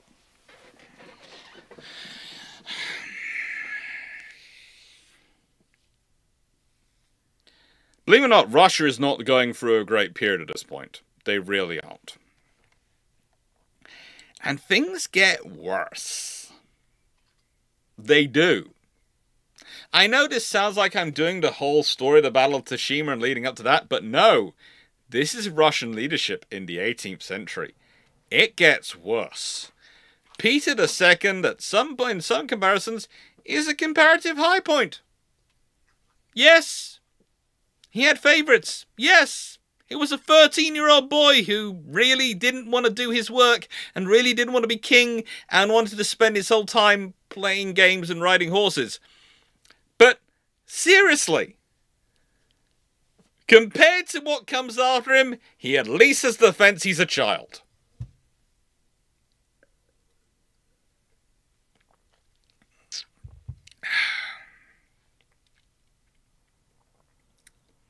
Verdun, whenever they are about to get a warm water port, the UK pops up and goes, hello, no, we can't have that. It is pretty much that bad, but there have been other powers as well. In a nice way, the French have also obfuscated them on a fair number of occasions, and so have a few other powers. And then we have Anna, who is the Empress for 10 years. And how do I describe her? She was the niece of Peter the Great. She liked to build buildings. She liked lots of interesting structures and science. And honestly, she'd been married off to the Duke of Courland when she was 17 years old by Peter the Great. She wanted a lavish, wonderful wedding. She got it. However, she got married in 1710. Her husband died in November 1710. She gets married. Her husband dies in January 1711.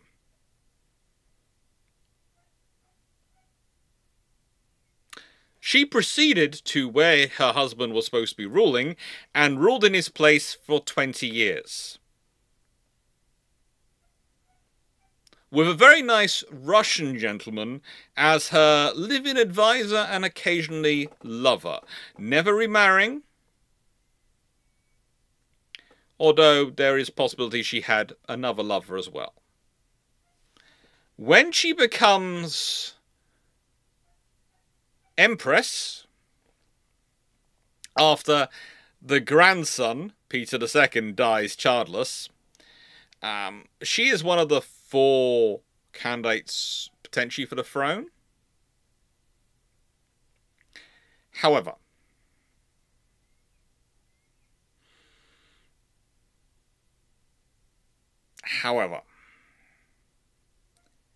she manages to get there first.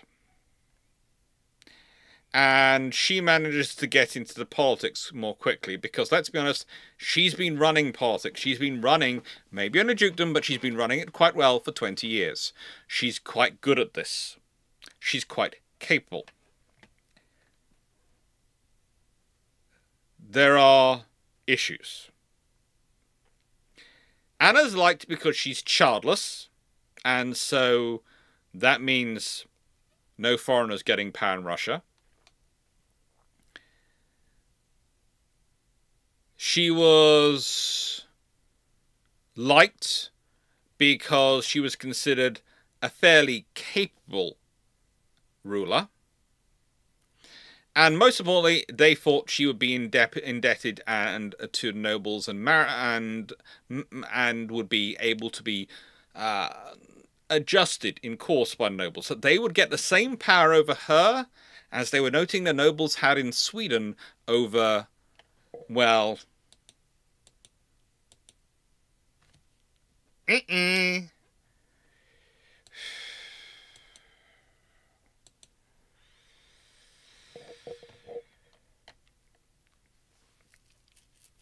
get her and they find that she is a lavish spender. She likes to build lots of interesting things. She does, whilst they might not have thought they were going to get foreign interest, she did bring her lovers with her. In fact, she liked to have Baltic Germans as her favoured ministers, which caused the Russian nobility to be kind of annoyed. Now, there is a good reason for this, honestly. She's building up her own power faction. The nobles thought they were going to control her. By appointing people who own their positions entirely to her support, she makes them very loyal to her.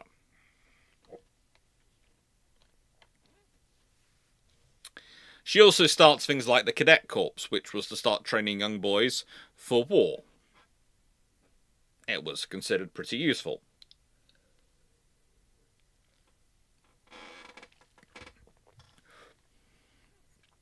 She wanted to have a decent force. She also founded the Russian Academy of Science, and she sets up various other interesting things, including, and this is perhaps the thing that she's most remembered for, she sets up what is possibly Russia's first secret police force. The SOI, or as it's translated into English, Secret Office of Investigation. And it was to target political crimes.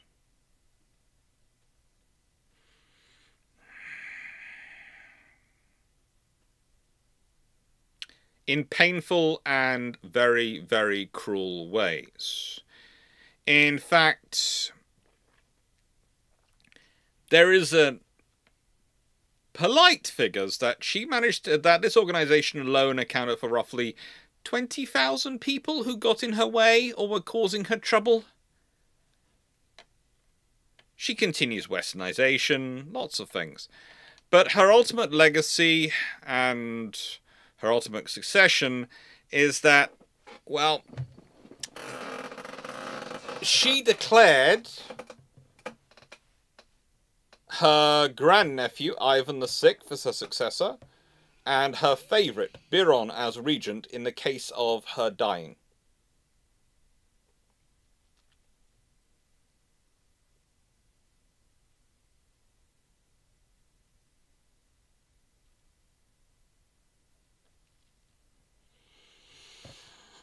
Unfortunately for her, that wasn't the way it went. She had managed to cause so much trouble, so much internal infighting, that she could not secure her succession.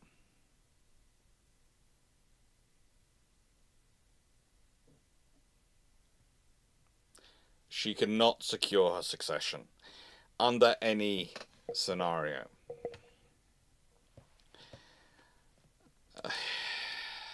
Which leads us to the shameless book plug. Tonight's live is going to be a long one, I have a feeling.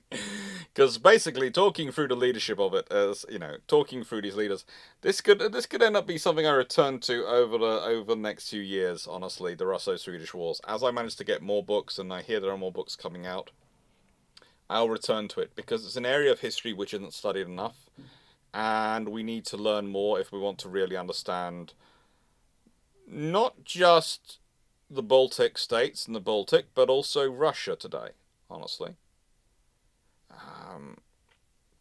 There is a lot of history and political talk about Russia which basically starts as if 1917 is a blank slate. It sweeps everything clean, and it doesn't. One of the really interesting things that happens with history is when you find out that things like uh, the office or the Secret Office of Investigation, etc. You can basically draw a direct line of personnel from that to the KGB.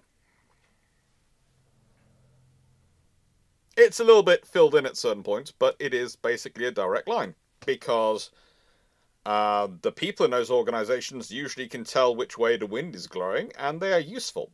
They have skills. They get transitioned on. And when you consider, therefore, that the metrics were originally set by an organization that was set up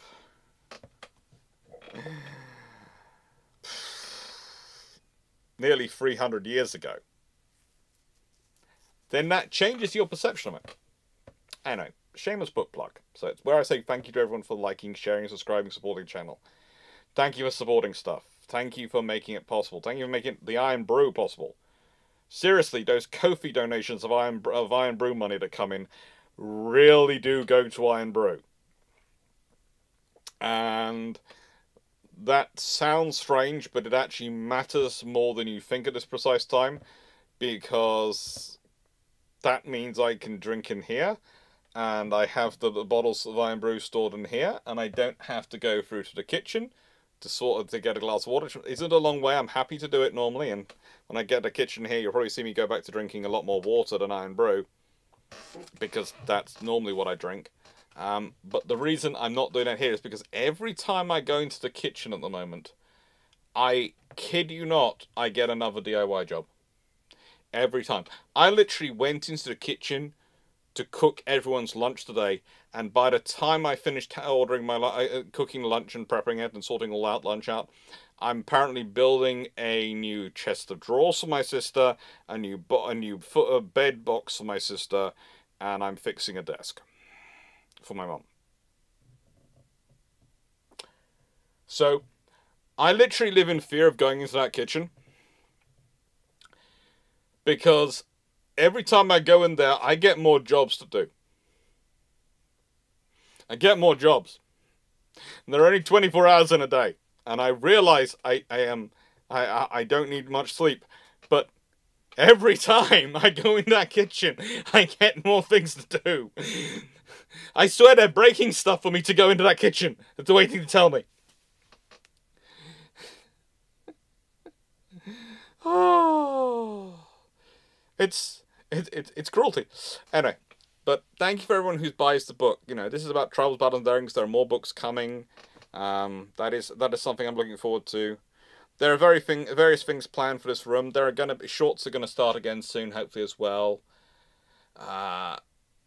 When this room is finally finished, I will not only have hopefully a standing desk sitting over there that I can raise up so I can stand up when I'm doing my research, and I can only have to sit down to when I'm giving long talks, but there will also be a green screen I can pull down on the wall.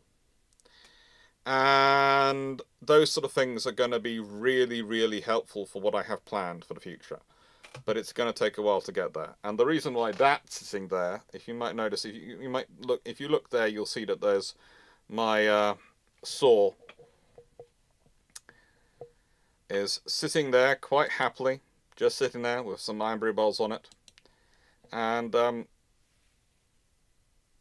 well, that's sitting there at the moment and sitting next to the window, because what I do is I stick the the suction thing on it, have to stick the pipe out the window so all the dust gets blown out the window, and it does really, really well, actually, I have to say, on that one. And I've been cutting boards to stick them up in the loft. So that's the fun thing.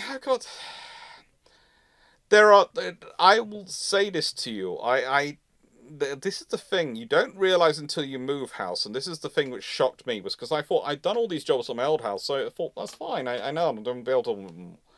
I hadn't realised I'd have to do all of them here. I really didn't. I went up in the loft. A lot of it was boarded. But it's only when you start putting your stuff up there you realise how much of it wasn't boarded up. And, oh, they haven't done that, and they haven't done that. And you just go, why haven't you done it? And insulation. Insulation, so much done. It's a fun things. It is. Anyway, right. Let's quickly answer some chat questions if there are any before we start again. Carl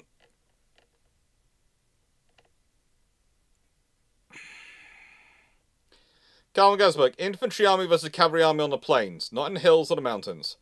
Well, that does have an impact. But also, to be fair, the trouble with the Russian armies, and one of the reasons why Charles XII was able to really do the damage he was to them, is that their command and control systems were quite so. Let me this way. Peter the Great had reformed many things. He hadn't managed to make the Russians actually learn how to work together.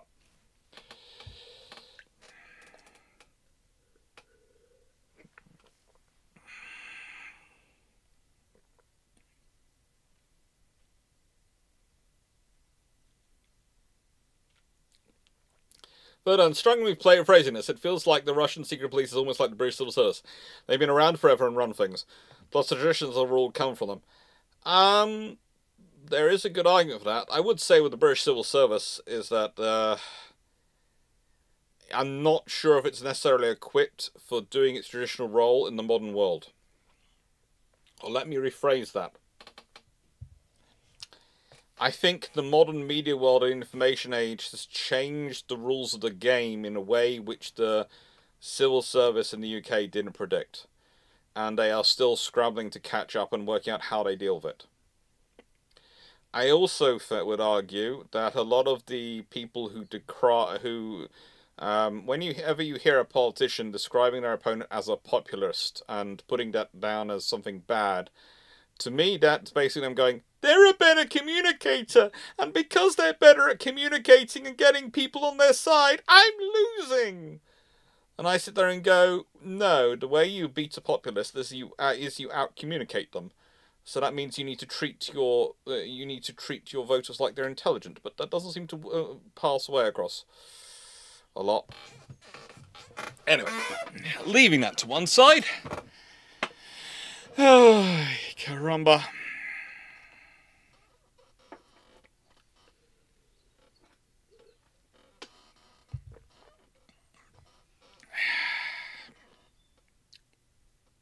Why is Runon talking about onions and peppers? Why is Runon talking about vegetables in my chat? We've been over this. Carnivore. Carnivore. My chat should have discussions of meat. Lots of meat. This is why I'm looking forward to Japan. I hear they have very, very nice barbecues in them.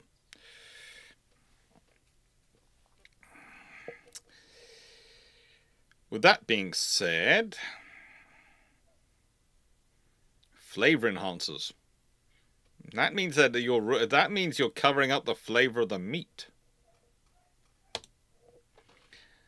Meet Ivan the Sixth of Russia, who is literally emperor for like, how do I put this politely? Well, he's emperor from October 1740 to December 1741. Ain't he cute?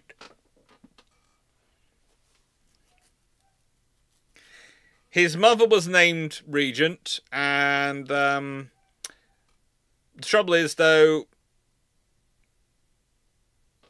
coups happen. He doesn't die till he's 23. Amazingly.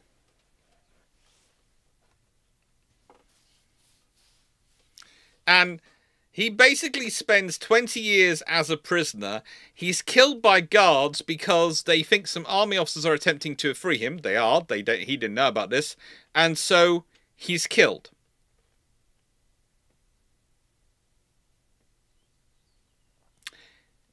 And to be fair, they then do something nice. They release his siblings to the custody of their aunt after that. The Danish Queen Dowager Juliana Maria of Brunswick-Wolfenbüttel. And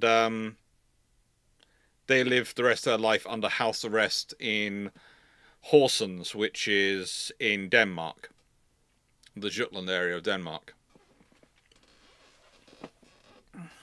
So yeah, unsurprisingly, he doesn't really have much of an impact on the wars or anything going on. But can we all see that Russia has now had a little bit of an issue going on? Because, and I kid you not, kid, get it? Kid? They have, at this point, whilst the Swedes are suffering from Frederick, who is an ineffectual leader, the Russians have now suffered in succession from 4 ineffectual leaders. But don't worry, things are about to get freaky, but also popular.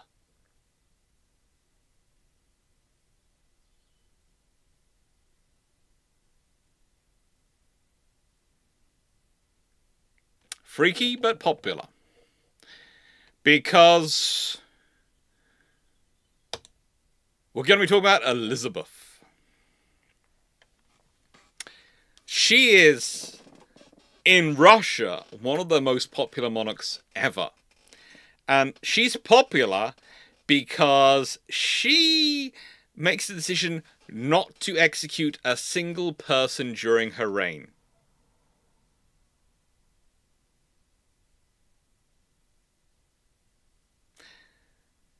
Not to execute a single person in her reign.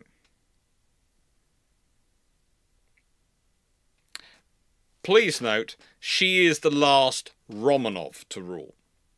She'll be succeeded by her nephew, who is a Holstein-Gottorp Romanov.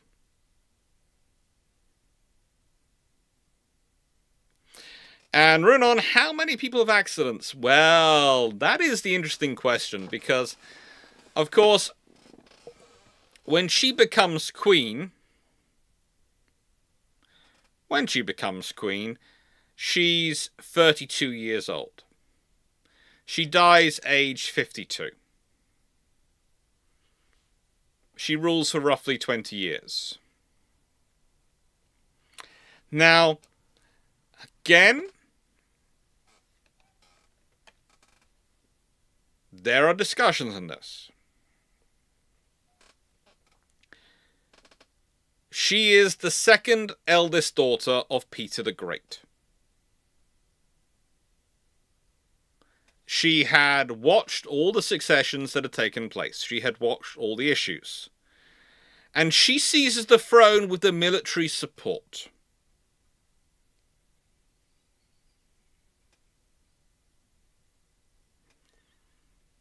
Now, she believes in enlightenment. She believes in making things better. She really does. But how does she achieve internal peace? Now, there are many arguments that she managed to do it through diplomacy. Diplomacy is how she brings people together. But realistically, she does a whole lot of construction projects. She does a whole lot of educational and social reforms. And when she does her coup and she takes over with the support of the army, a lot of people have accidents. A lot of people have issues. And the fact that she openly has the French ambassador and the Swedish ambassador assisting her does show an interesting capability going on. There is an interesting capability. I would say also the alternative to executions is, the thing is, an execution implies you have a court and requires you have problems. She is very much in case of offering you a different route in life. How do I put this politely? She gives good news. I think the odds are, if we consider some of her supporters and some of her assistants and some of the personnel around her, she, how to put this, has others who do the job for her quietly. You want to smile at this lady, you want to be friends with her, because if you're not, the people who are likely to turn up will not make a big noise about it. They won't do the traditional Russian thing of running you through the courts and taking everything from you. No, they won't. You won't get any fanfare, you won't get your day in court, you won't get to organise, you won't get to protest, you will just disappear. And you don't have to do that as often, because people who see people getting time to have a day in court, they think they have a chance, right? If you have a day in court, you have a chance to protest. She also has the advantage that the whole the constant overlaps and constant problems that have been gone before have got rid of a lot of the people who would cause her trouble. But the thing is, she is doing a lot of good work, and it's easier to go with that than the risk of what happens if you don't.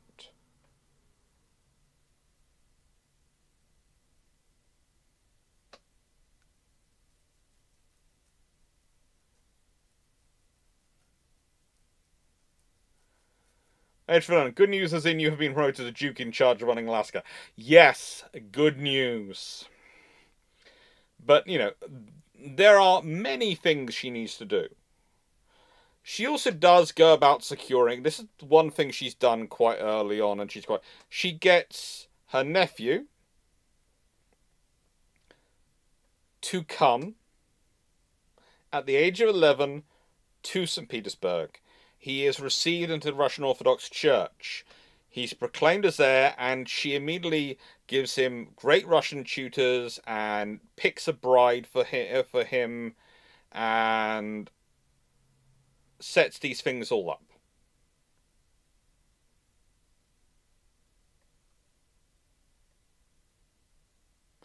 And please note, who does she select as her heir? Is she selecting Peter, or is she protecting Princess Sophia Augusta Frederica, as she's originally called, but as we all know her, Catherine?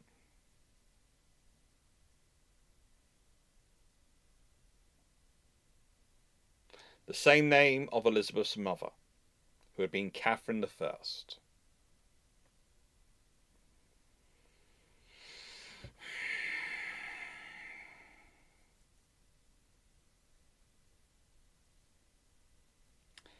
It's a fun world. Elizabeth is good at doing the subtle work of government. She is.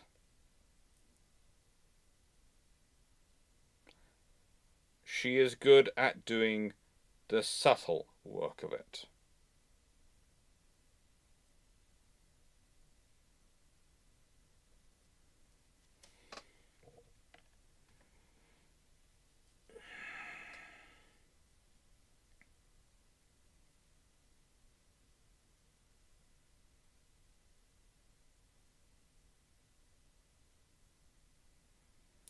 And what can I say?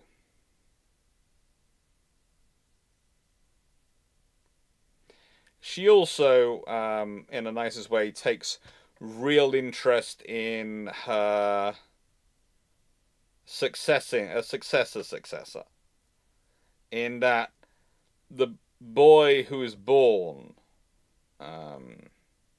from Peter and Catherine's now relationship, Paul, well, when he's born, the Empress has the midwife take the baby and follow her.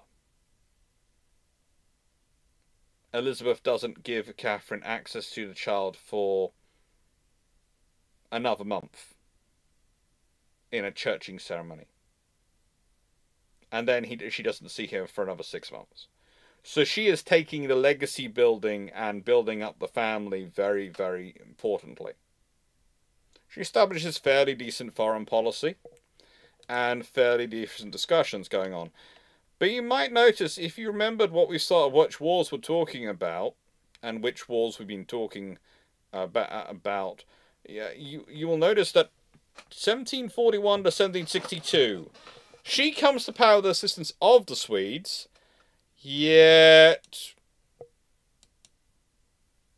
there is actually a war going on, the Russo-Swedish War of 1741 to 43. And it's an interesting war. It's mostly a ground war. Mostly a ground war. It's mostly about Finland. It's mostly about the battles going on there. And the Swedish war plan was just as bad as we could think it could be.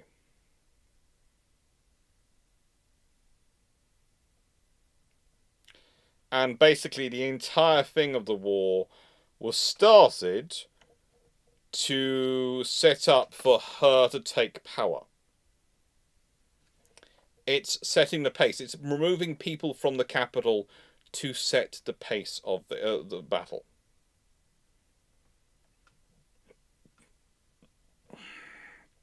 And, you know, the Swedish do quite well.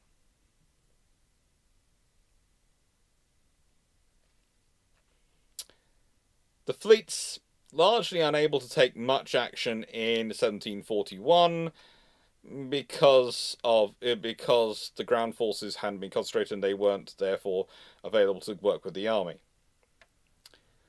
The naval operations, they keep trying for combined amphibious operations, and the Swedish fleet keep trying to support operations. But the army is very inactive, and the Russians keep seizing the initiative. And it's one of the really interesting things is that Field Marshal Lacy of the Russians managed to achieve so many different events by just being active. Honestly, the Swedish naval force and land forces couldn't be more different in their activities. They really couldn't.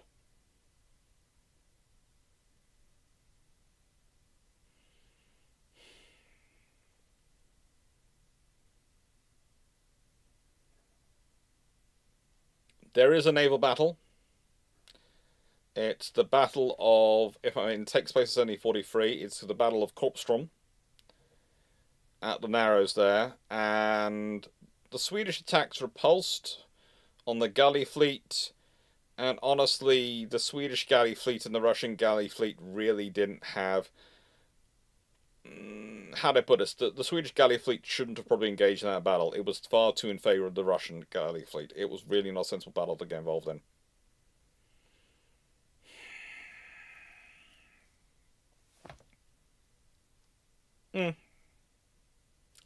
But it's interesting enough to note that that war also involved a guy called Admiral Goulven.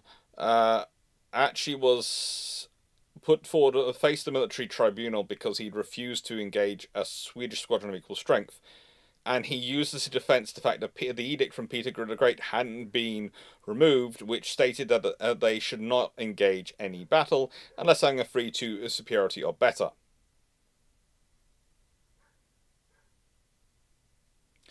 However, the Swedes do, and this is the polite term for it, do behead 2 generals for failing their war policy.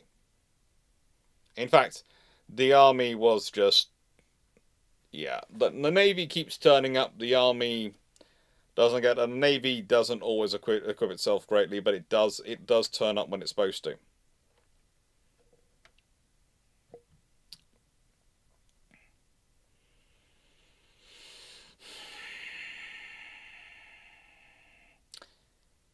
basically the Treaty of Abo, which seals this war, is what gives the Kimi River as the border between the two other nations, the two powers, Sweden and Russia. It's not good for them. But you know what? Yay, we've got a new king. A new king of Sweden. So things are going to improve, aren't they? Things have to improve. Things must improve with a new king in Sweden. Surely, with all that stuff going off in Russia, Sweden has picked someone sensible, capable, a skilled diplomat, a skilled leader, someone who's going to restore Sweden to its great position.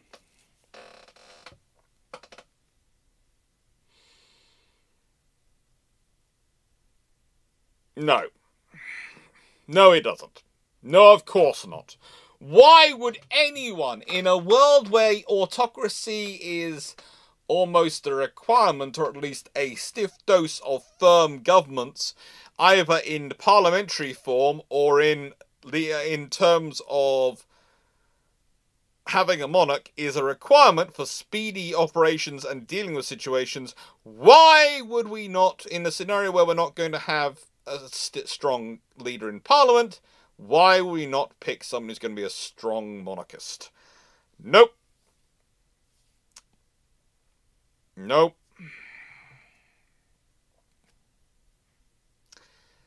Then they fight the 7 Years' War and severely decline at that point.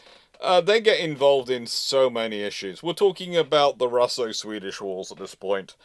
If I also added in the 7 Years' War and various other things, it'd be far, far too much fun. He managed to get quite a lot of internal peace. However, that's mostly because he doesn't do anything, so no one really can get annoyed with him. The main trouble is, how do I put this politely? The leaders of the parties, okay? So, there are the Hatataner, who are otherwise known as the Hats, who are one of the Swedish political factions. They liked to wear tricorn hats, and they were probably conservative side of it, but honestly, when I'm not sure. And the other side of the Swedish political spectrum were the Mossarna, or Caps.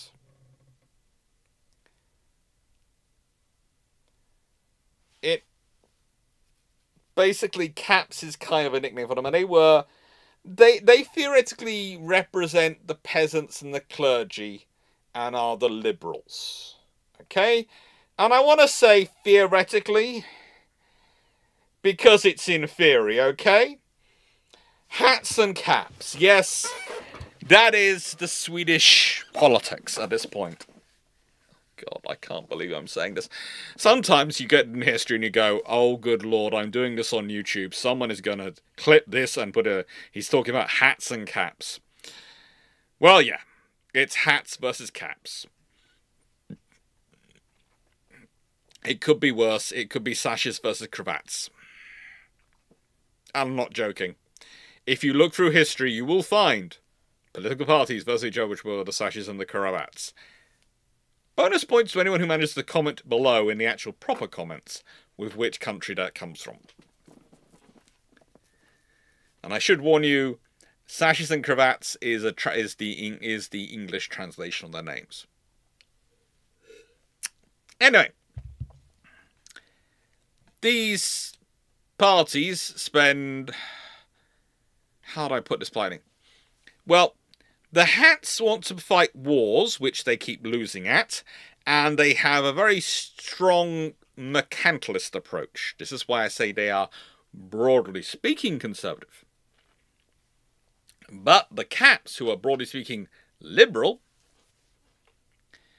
They're honestly wanting to produce what would be a free market economy, or a capitalist economy in some regards, and freedom of the press.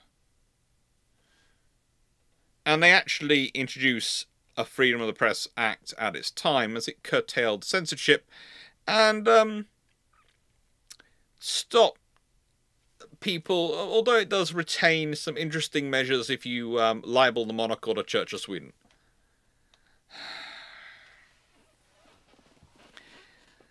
But if we're talking about Adolf Fredrik, he's elected heir to the throne by the Hat faction, so he feels he owes them.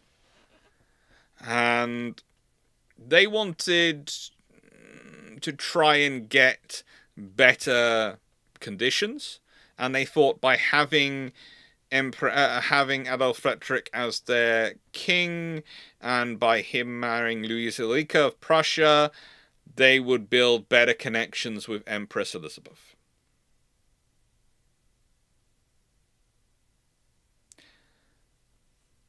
And they actually acknowledge him as heir in 1743. They bring him in as heir in 1743.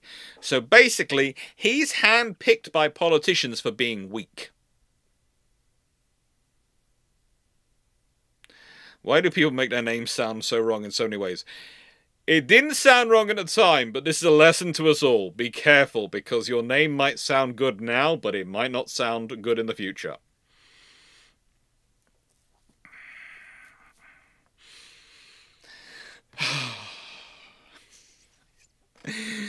I have to admit, when I was doing the prep for this video a couple of weeks ago, and I had the hats and cravats, the hats versus caps, I started going down a whole rabbit hole of political parties which have basically been named for articles of clothing, and it was deep. There have been more than I really would like to agree with. But it's made me think, again, if ever I found a political party, I am calling it BBC, boring but competent. And and it will not be, by any stretch of imaginations, the weirdest political party that there ever been with a name like that. Nope. It'll be fine.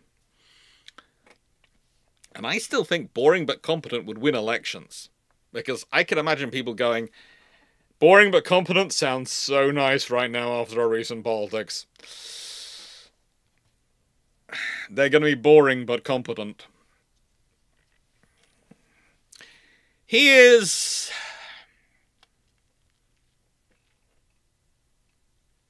To say he's a figurehead is to be nice. Nice to him, really. He was selected for his weakness, and he was kept in power by his weakness. Twice he tries to try and regain power. Twice he tries to reinstate these things, and he nearly loses his throne both times because he mismanages it so much.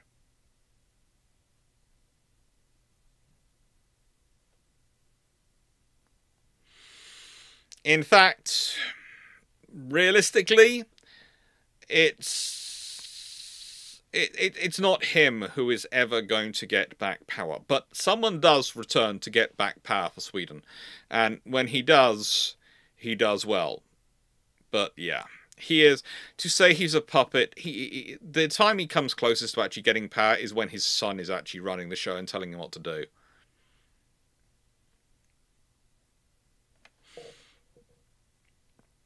Lazy Gowan Ditchburn, I like it. Boring but competent versus the monster raving loony party, the parliament of the future. Honestly, that would be a glorious parliament. One party advocating for a massive party, one party competently running things, and occasionally giving in and organising a massive party just to keep the other side quiet. I like it. I like it indeed. Hey, no, nice way. I'll pick the 2 dates for the parties. There'll be a party there will be a massive party on New Year's Eve, because we already have one anyway, so that's easy enough to organise. And there'll be a massive party on Midsummer, so there'll be a massive party every 6 months. Everyone will be happy. And with those massive parties, then just the rest of the time, just ignore us and let us get on with running the country. And if we wanted to have an Olympics of weak and useless rulers, meet Peter the Third.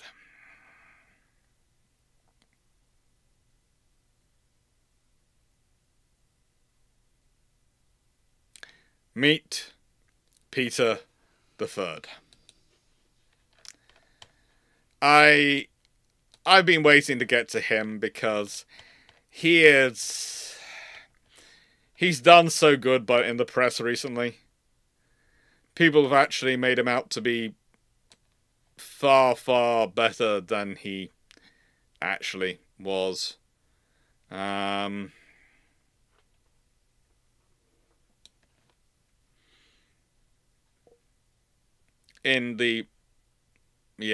Nicholas Hoult does him far too good a justice in the series on Hulu with presenting with Ellie Fanning as Catherine.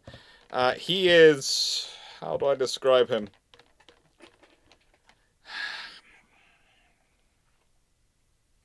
He manages to reign for 186 days. 186 days.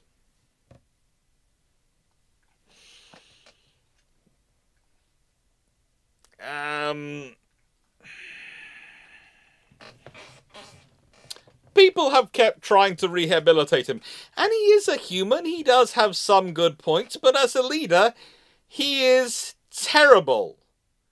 He tries to abolish the secret police. He fails. The secret police are part of the group which organised the coup against him. Nicest way, don't abolish your secret police, they're useful.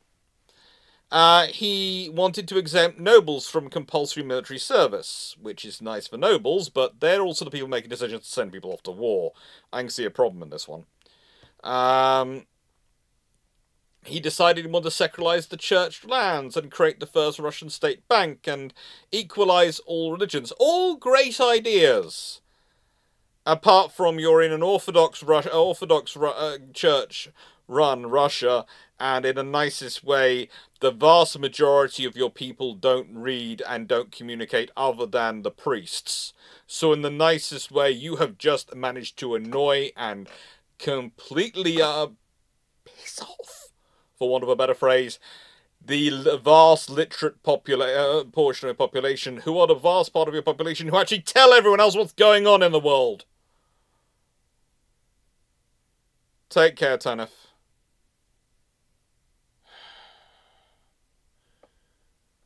Good lord.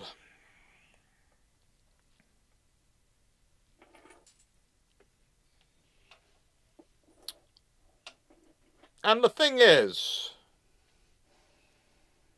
when he dies, many people try and pretend to be him to get victory, to try and topple Catherine II, and they fail. Shamelessly. They fail.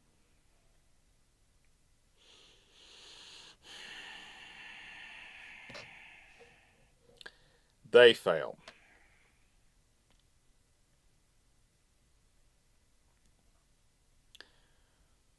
Now, when he was, well, he's not very old when his 20-year-old mother died. Basically, he's barely been born. So, there's an interesting discussion about his early life. There is a very interesting discussion about his early life. Whether he has attention from his mother, etc. Yeah.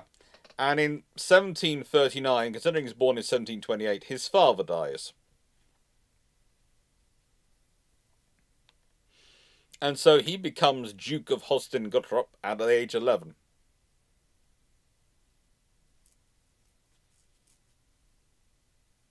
Age 11. And that's why his aunt can take him, because basically he's got no one. He's a child. He's a child of noble birth, but he's going to have no one, and he's got no one to support him.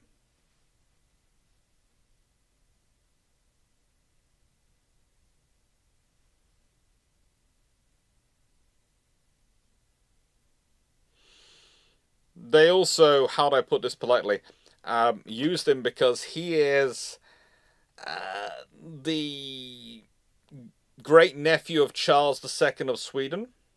No, Charles XII of Sweden. Sorry. Why do I keep saying Charles II?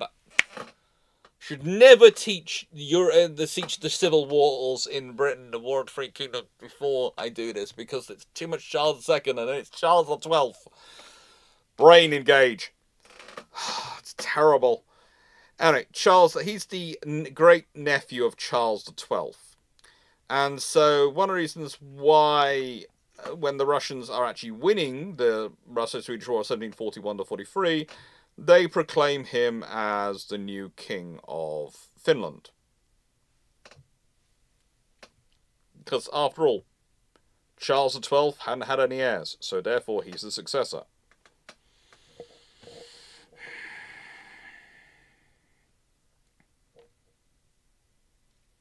And actually, there's an interesting point when the Swedish Parliament actually claims him as the heir presumptive to the Swedish throne, because they didn't realise he'd already been declared the heir presumptive to the throne of Russia. And there's an interesting scenario that he becomes king of... there is a scenario where he becomes king of Sweden and emperor of Russia at the same time. It's a very interesting scenario in that sort of possibility, if they don't then renege on the offer after they find out he's become emperor of Russia. There's a very good reason they do renege on it, but honestly, they could have theoretically decided to go with it, because someone who's running Russia will have no time to interfere in what they're doing in Sweden. But that isn't what happens. That isn't what happens.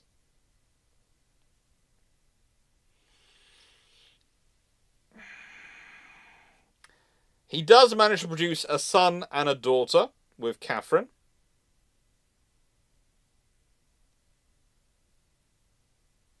There are arguments about whether or not he actually did produce a son and daughter with Catherine. And it's well known that Catherine did take multiple paramours, and so did her husband while he was alive. But Peter acknowledges them. That's the thing. Peter acknowledges them all and says they're all his. I would say he's not necessarily as much of an idiot and a drunkard as possibly Catherine the Great writes him as. But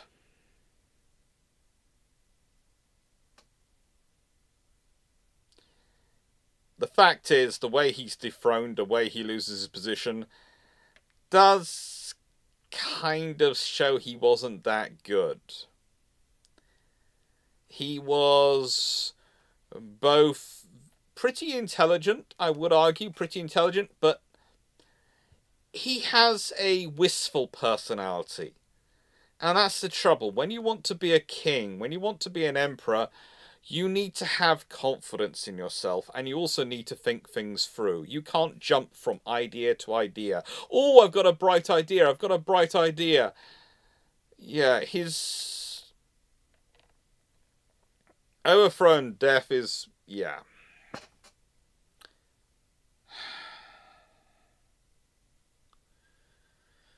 And the other trouble is he really tried to Prussiafy Russia, which doesn't really work. Really doesn't work. We've already talked about this, how German officers had been, how Prussians and Germans had been, Baltic Germans had been chosen because they'd be loyal to the empress rather to the Russian nobility, and would owe her their position. There's already been that experience. There are lots of Russians who are wary of that happening again. And the thing is, he keeps offering concessions to Prussia. An alliance with Prussia. And eventually, Catherine overthrows him.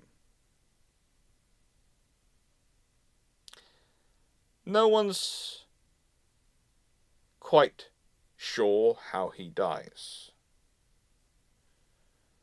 There are all sorts of illnesses, possibly a stroke, Others suggest he was assassinated. The official response sometimes differs as to what happened. He's buried in the Alexander Nevsky Monastery in St. Petersburg in August 1762. But realistically, no. No. Again, to be an autocratic ruler, to be a ruler in this period, you need to have intelligence, you need to have political savvy. And he doesn't have political savvy. He has great ideas, but he doesn't think them through. He doesn't think how other people might look at them. And he shoots himself in the foot. But this does mean possibly and arguably Russia's greatest and the last Russian monarch we're going to talk about today,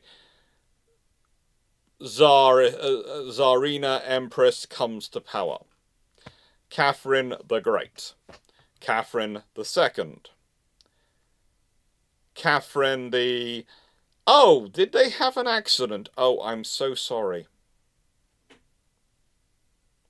I'm so sorry. It's terrible. They had an accident. That's atrocious. That's really worrying. I really feel so sorry and upset for them. I do. They had an accident. Catherine, who also has been very good at getting decent press. Very good at getting decent press. And her leadership style is probably perfect for the era, but she is also someone who has issues. She is famous for being quite good at quips, which sound great until you realise they're problems. She makes quips often about the British fleet being able to do, and not able to do anything to her. Yet pretty much every time they're mobilised, she ends up having to back down for one reason or the other. Usually because the problem for Russia is infrastructure, as it always has been, and trying to invest in infrastructure and grow infrastructure, and you don't have railways or anything at this point that you can build that can sufficiently take the place of shipping to move goods around. And the trouble is, Russia always has an economy which depends upon exports and imports. It's what the Swedes know. It's what everyone knows whenever they're dealing with Russia. You do this. Days ago, but we're getting into we're getting into Roman Emperor territory with this turnaround. Oh, oh, the turnaround just gets better. Yeah, it does.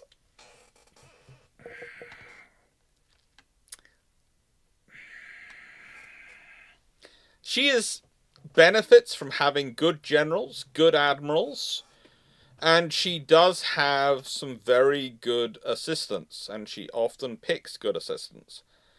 I would argue that Surov and Romatsiev are both very good, very useful generals. And Grieg and Ushkov are good admirals, definitely. But I would also argue that it's really interesting that Catherine is the one who spent the most time in Prussia, yet she is the most successful at pretending she's not Prussian. She's Russian. She's the most successful at bringing about. It's kind of like Austria is very capable of pretending that its most famous son is not Austrian but is German. They are very... She is as successful as Austria is at that, as she is at pretending that she's Russian, not Prussian.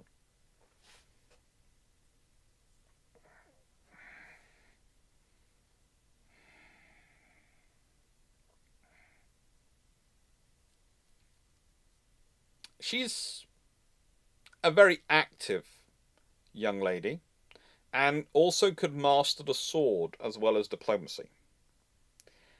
Now, she decided her childhood was uneventful, and nothing of interest in it. But, whatever that might be, she does seem to grow herself up to being a capable and skillful leader. And politics is certainly her key. She is a very strong, very savvy political leader. And this is another reason why I personally don't trust her writings. Okay? Even her private documents. To me, they are written as if they're going to be read by others.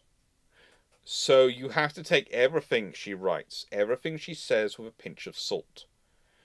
This is a woman who could be very successful in Japan. Why do I say that? Because Japan, it's quite common that you have a public face, a private face, and a personal face. One, only you know.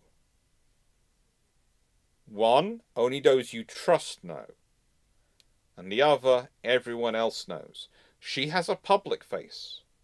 She has a private face. She has a personal face which she ain't sharing with anyone. She ain't.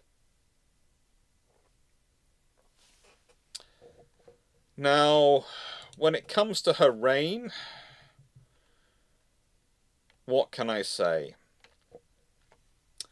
She managed to extend the Russian Empire by 520,000 square kilometers. That's over 500,000 square kilometers. She managed to take in Crimea, New Russia, North Caucasus, the right bank of the Ukraine, Belarus, Lithuania, Courland.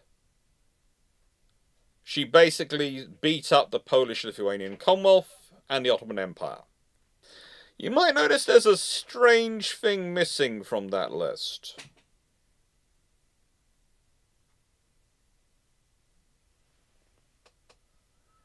There's a strange thing missing from that list. Matthew Keeling, remember they have a secret police that has at time recently overthrown an emperor. Well, yes, but she runs the secret police. She really does.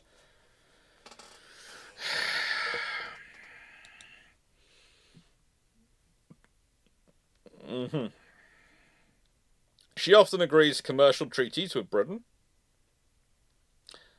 She was wary of Britain getting more power following the 7 Years' War and felt it was always a threat to the European balance of power, because what she meant to the European balance of power and what Britain meant to the European balance of power were two different things. Catherine the Great felt European balance of power was her being dominant. The British, of course, thought European balance of power meant all the European powers balanced with each other, and none of them being able to threaten Britain.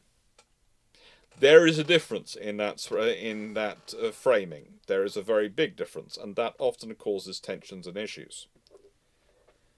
Now, she also does have some interesting relations, and I do say interesting relations, with Sweden. Because, well, if you look at her career, there's the Russo-Swedish War takes place between 1788 and 1790. And as I've said before, that, broadly speaking, as an outcome, favours the Swedes. So why, despite there being paintings of her meeting with Gustav III, and there might be a clue there, and I do mean in Fredrikshamn, in what is Hamir in Finland. Why? Well, she basically treats the Northern Accord, which she likes to try and set up between Russia, Prussia, Poland, and Sweden, as a countering of the Bourbon-Habsburg League. It's only after that fails that she gets rid of the foreign minister who'd been involved in it, and goes for a slightly more aggressive policy. She often goes for aggressive policies. She really doesn't like the Ottomans. she's quite interested in the the War of Independence and the American Revolution, and she actually decides the League of Armed Neutrality to try and frustrate the Royal Navy during it.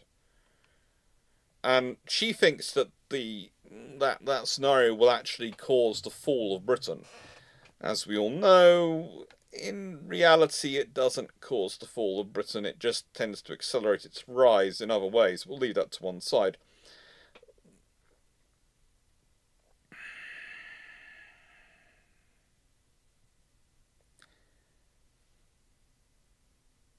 The issues that do happen with the Swedes, well, it turns out Catherine does invest in infrastructure. And this turns to her advantage when we find ourselves in the next Russo-Swedish War. Before we get to them, though, we have to talk about Gustav III. Now, Gustav III. How do I describe Gustav? Well, he is...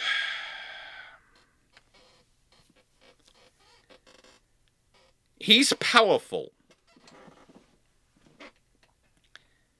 He managed to actually accomplish, because he gets elected, he becomes king in 1771, but he actually carries out a coup d'etat against the government in 1772. Yes, Gustav III gets power back. He restores not the complete autocracy. He does various things that sets up the Union. Eventually, it becomes codified in the Union and Security Act of 1789, which manages to limit the power of the Parliament, the Riksdag, opens up government for all citizens, though, and breaks the privileges of nobility. Basically, he does two things. He allies with everyone else against nobility, but gives everyone less power overall. So he says, you can all share the power, but there's going to be less power.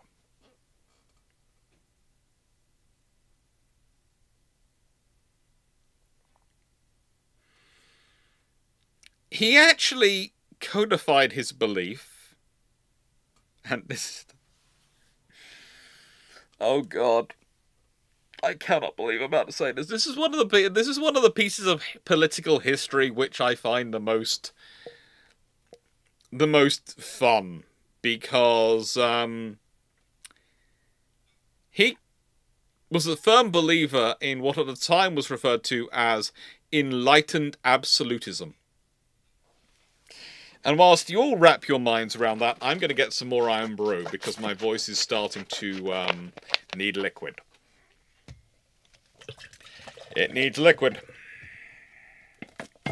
And this bottle's officially gone, and I've had literally a glass and a quarter this evening. So yes, enlightened absolutism. It means that the king personally inspires ideas of liberty, hope, freedom, joy, but the only one who's trusted to exercise it is him.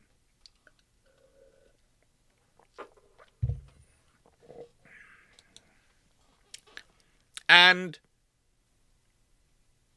he likes to fund culture because of this, because that's part of being enlightened absolutist. You fund culture. You fund the arts, music.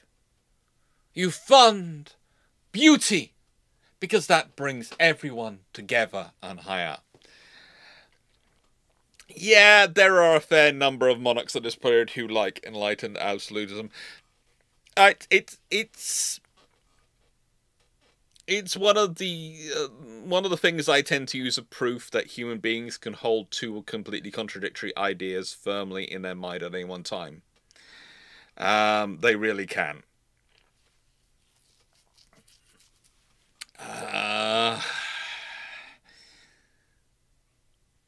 He is not as capable not as capable a general as Charles XII. He's not. But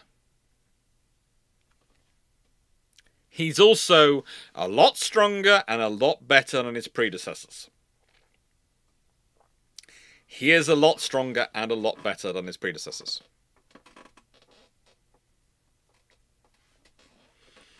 And he basically launches the War of Russia, which is the 1788 to 1790 war, as an attempt to... yeah.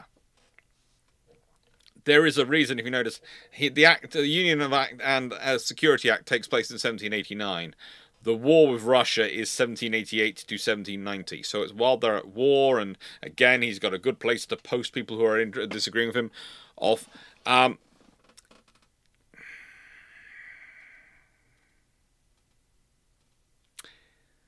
He is trying to recapture the Baltic dominions from Russia.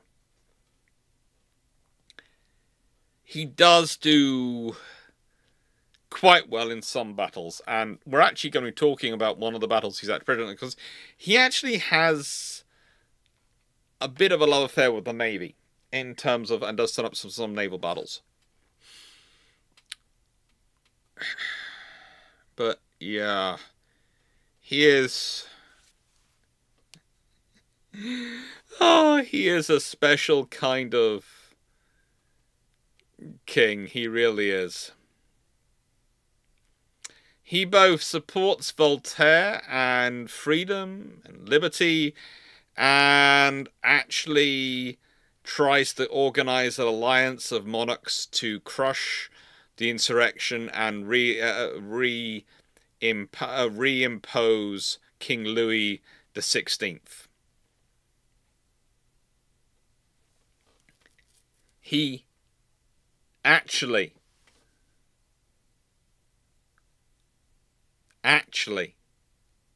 offered to lead it, as well as military assistance. He offered to be the one to enforce that. Yes, drowning in twaddle. To quote Mel Brooks, it's good to be the king. That is your first time chatting in chat, and it's a Mel Brooks quote? I agree with Runon, that is good. Now,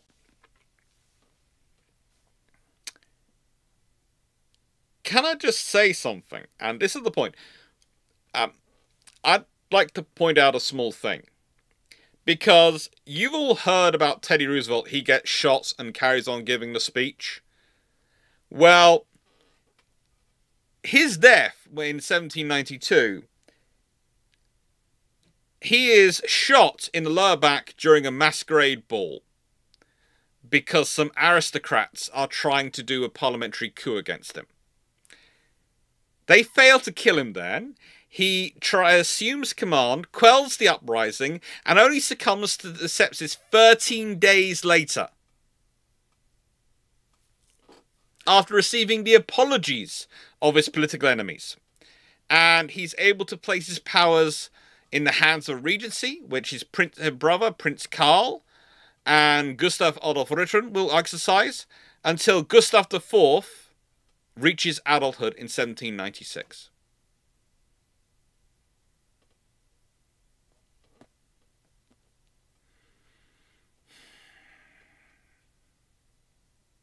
And it's his son which will eventually lose in another coup d'etat in 1809. But he gets shot in the back.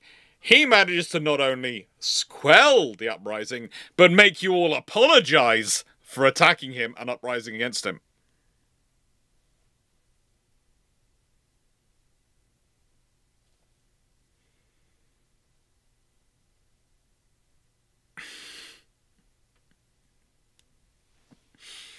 Yeah, he's special. He's not great, but he's special. With that being said, there are a fair number of battles I now need to talk you through because, well, it's that kind of war. Unlike the previous war, which was a half-hearted, in many regards, a half glutamus maximus, work it out if you will, conflict. This one is not. This one is, we're going for this, and we're going to try and achieve something. And there's a reason the Swedes do quite well on it.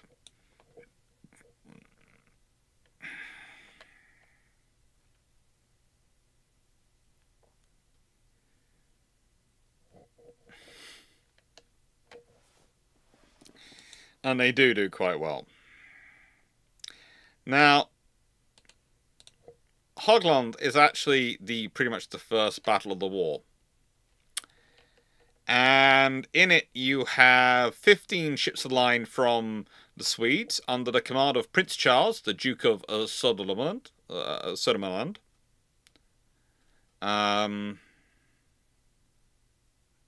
He is the guy who will become King of Sweden from 1809 and King of Norway from 1814. So he's an interesting gentleman in and of his own right. Against Samuel Grieg, who's quite a capable admiral from the Russians. And the Swedes have only 15 ships of the line, and they're generally slightly smaller. But they have 5 frigates and 6 what they're calling light frigates, what we'd probably call galley frigates, smaller vessels. The Russians have 17 ships of the line, 2 frigates and 5 light frigates. The Swedes lose 1 ship of the line captured.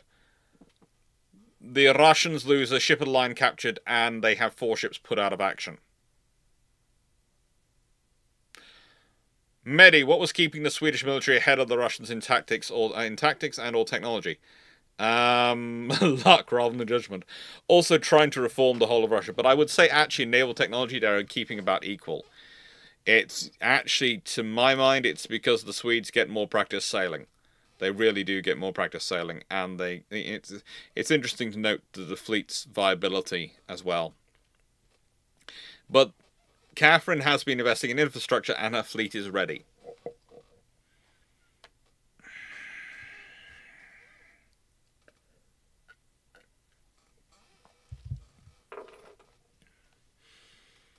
Now,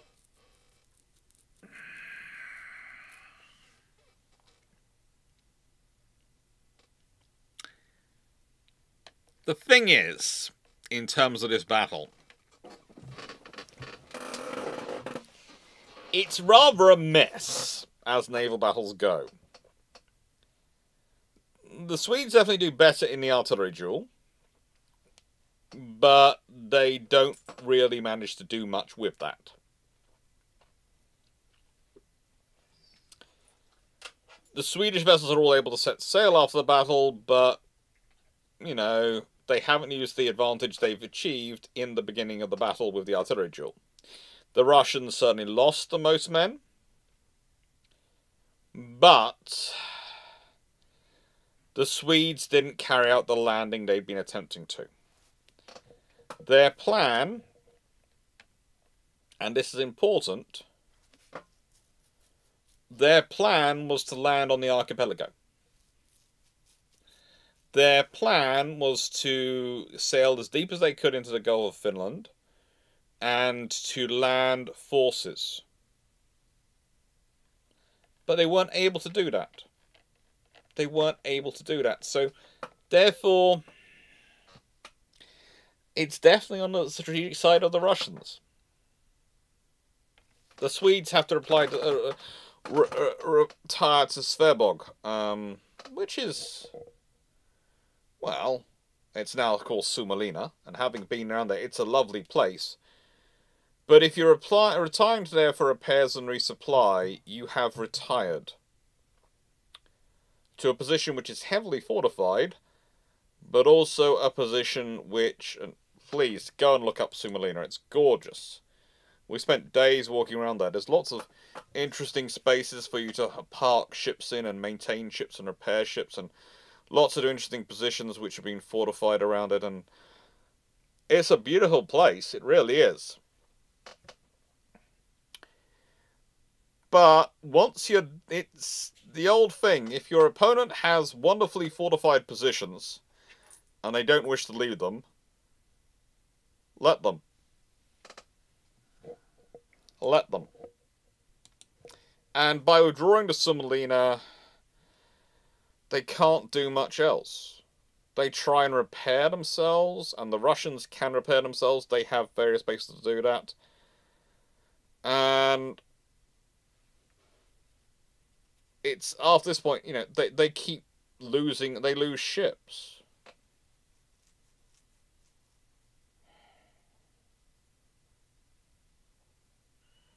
And what's worse is the ship the Swedes capture to the Russians actually has fever aboard it and brings fever into Sveaborg, into Semolina. This means that pretty much very quickly, thanks to the combination of fever and the half-hearted operations they've been carrying out so far, Admiral Grieg pretty much achieves control of the Baltic, it can be argued. I would say control the Gulf of Finland rather than control the Baltic.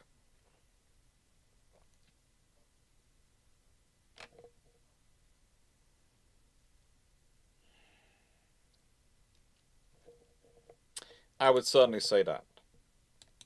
And that then leads us to the Battle of Åland. Now, Åland is a very interesting battle again, because it's a Russian victory. And this time, it's Vasily Chikovgov in charge of the Imperial Russian Navy, and it's Prince Charles again, Duke of Sonderland, in charge of Swedes.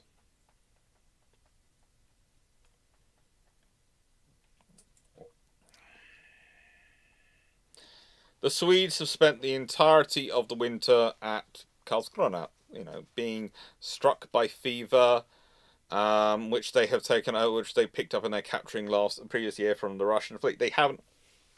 Honestly, the fact is, what they needed to probably do was disinfect their ships over winter. They honestly needed to withdraw the sailors, spread them off to camps, keep them as far away from the population as they could, break them up into their crews, and let them work through the illness, work through the fever, and you know, keep themselves distance, and disinfect the ships. They didn't do that. And the illness and the slowness of fitting up the ships means that they are very late in the season getting started. Åland. Thank you, Petchington.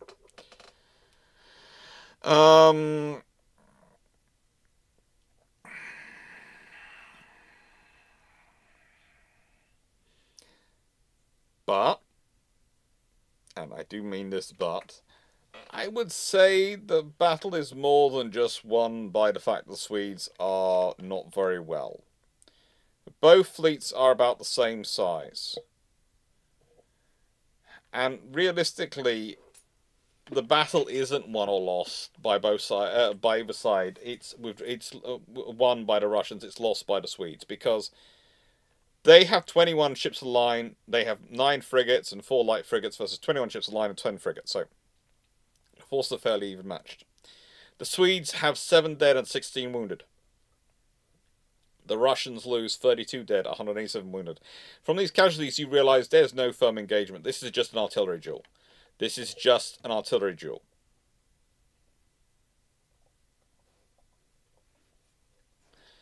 But the thing is, both fleets continue trying to avoid each other. They manoeuvre with each other for 3 days, and finally, the Swedes have a lack of supplies and are forced to withdraw to Karlskrona. And so it ends in a Russian victory, is what it's often described, because the Swedes are forced to withdraw.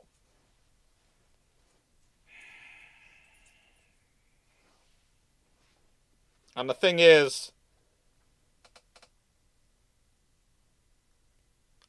they have beaten them? Could the Swedes have beaten the Russians? Certainly some believe they could have done. Certainly some believe it's possible. But my firm view is that for them to do so, they would have had to accept losses which they weren't prepared for. The fleets are evenly matched. They are really evenly matched. If you look down numbers, they are evenly matched in numbers of ships. But the thing is, the Swedish vessels are 76 gunners at the maximum. They are mostly 64s. The Russian ships, they have 300 gunner first-rate ships of the line. A large number of their fleet is 74s. That means that the Swedes do not have the firepower. Okay, yes, theoretically, if they actually get into a fight and if the Swedes manage to concentrate their forces, double up on the smaller ships and come up from the stern, i.e. manage to get a position where they're in a stern chase and manage to overtake the Russians slowly from rear with doubling up their lines, so instead of them racing ahead to deal with the fastest, most powerful ships at the front, they're doubling up, or even if it's the enemy's 100 gunners at the ship, 100 gunners, they have ships engaging from both sides, so they can't really use their full firepower. Maybe you can win that fight, but honestly, you can't. There's not much chance of it. With the sheer weight of fire on the Russian side, equal numbers of ships and sheer weight of fire on the Russian side, it makes it very difficult to win that fight. Yeah, it can be 4-2. How do you disinfect ships at the time? Lime intends to be used. Lime wash. At least in the Royal Navy, that tends to be used when they're cleaning things down.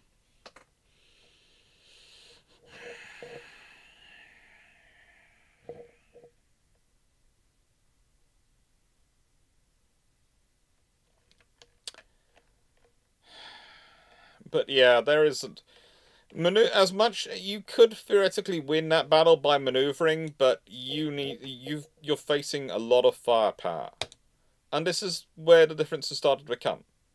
Because the Swedes used to enjoy the advantage, especially in naval firepower. Now the Russians have been investing, they've been building up. They have the advantage in terms of infrastructure.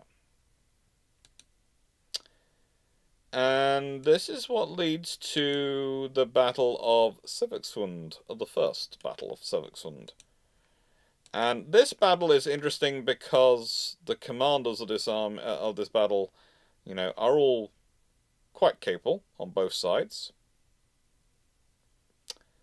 And again, it's an interesting structure. But again, the Swedish are outnumbered. They have 12 of what they call their archipelago frigates. They built an archipelago fleet. It was supposed to protect the coasts of Sweden, and it was designed Finland, and they were basically designed as smaller ships that could fit into the coastal littorals and didn't require deep water to work.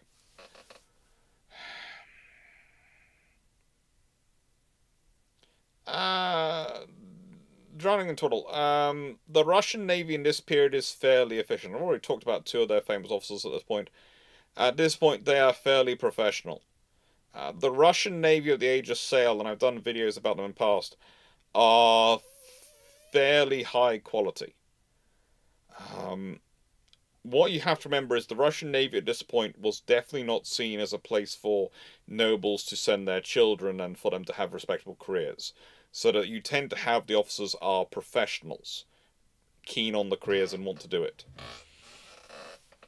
A lot of the issues we see with the Russian Navy and people's perceptions are looking back using the Russian Navy we see in the Russo-Japanese War, where there are significant nobles now part of it, because it is now a respectable career, and so there is political pressure to have positions, and the Soviet Navy, which is interesting.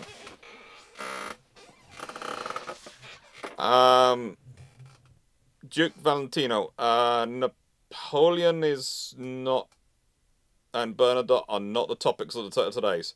You can ask those questions when we get to the end comments. They are not comments I'm talking about now. I'm going to talk about it now. So I'm not being rude, Duke Valentino, but I'm going to keep to topic. Because at the moment we're talking about the 18th century Russo-Swedish wars. So, yeah. General questions normally asked on Sunday during brew ships, loosely connected questions, and some general questions will also be answered at the end when I put the button up. Okay, which I should be getting to soon because there are only a few battles left to go through. Goodness gracious me, it's a long one tonight. The recorded video is going to be even longer. I might end up cutting it down a bit. I think I might end up cutting out some of the Russian ruling class because frankly there are so many of them and I might make them into a whole just a slide of this bunch of interesting people. The merry-go-round period.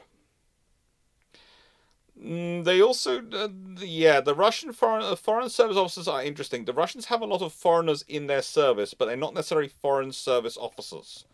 Thomas Clarke. They have a lot of Scots and a lot of Germans in their service, but many of them are not so much foreign services. They've come from the Royal Navy or come from other navies, as we would often traditionally call foreign service. They are quite often personnel who literally have served in the Russian Navy their entire career. Again, that was a thing at that time. People would do that. It was a case, so it's kind of like joining the East India Company. It's a place where smart men can go to rise if they have a talent.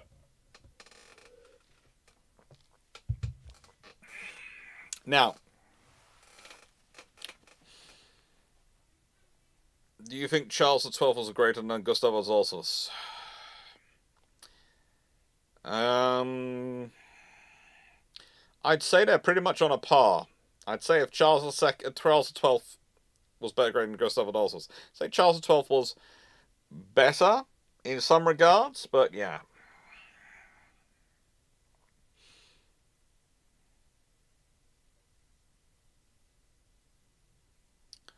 Duke Valentino, that's not a question for this chat at the moment, is it?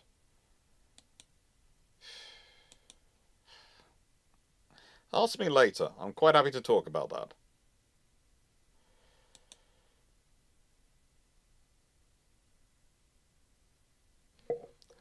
Anyway, the Battle of Stokeland. It's a Swedish fleet being led by by a bunch of people who do theoretically know what they're doing and are trying their best, versus a Russian fleet which is larger, better supported, and honestly can bring the fight to them in a way which they can't really match in against. And it comes down to it's 5,000 versus 12,000. And again, you need an exceptional commander to do this.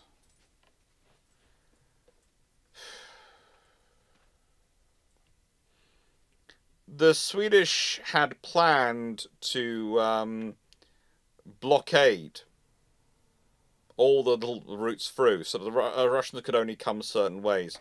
And they started this process, but they hadn't completed it by the time the Russians came.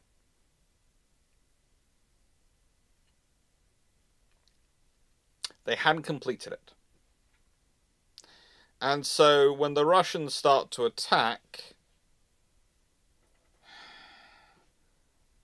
well, the Russians get beaten back, but with losses.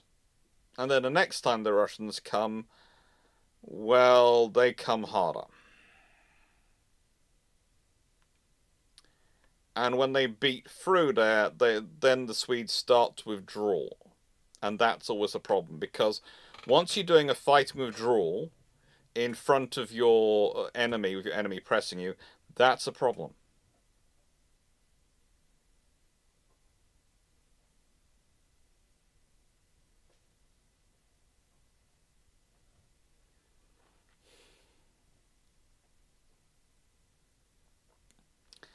And the trouble is, for the Swedes, then doing a withdrawal in front of the Russians cost them.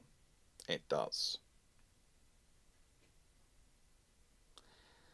One of the problems, I have to admit, though, in this whole scenario is that Gustav III had actually opposed the plan by his senior officer. And his opposition to the blockade, to the things, had been based on the fact he felt it was too defensive. And that had meant there being demurrament, and that's one of the reasons also why Ehrensved's doing it in Herrensvards is doing it in a situation which is not particularly suitable for it, not conducive, and he doesn't really have enough resources, so he makes decisions like, well, you know, I don't need to blockade between Tituin and Kurumsari, because it's too shallow to navigate, when it isn't.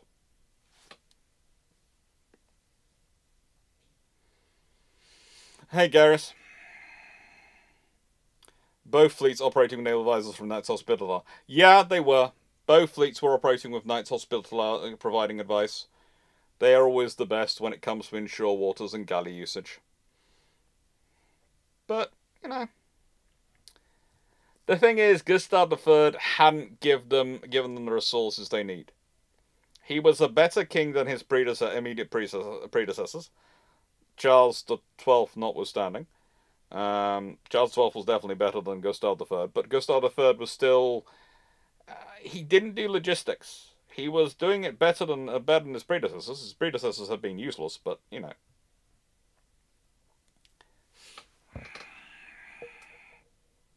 That's life. And then we'd start to have some interesting Swedish successes. We do start to have some interesting Swedish successes.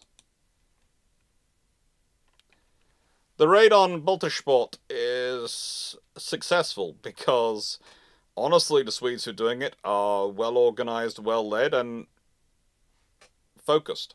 And yes, hello, Garius. They take 2 frigates, just 2 frigates, and they go and raid a garrison. And the Russians lose the entire garrison. They have all the cannon disabled.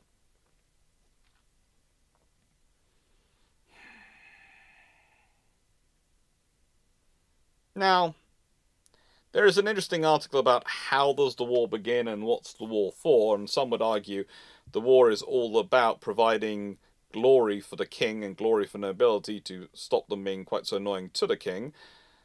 But the thing is, I would argue it's more about trying to rebuild the Swedish position. The Swedes have lost a lot of their power, a lot of their presence in recent years, and honestly, they've not been in a position to try and regain it before Gustav III, and Gustav III actually has a chance to regain it. So that is useful. That is the point.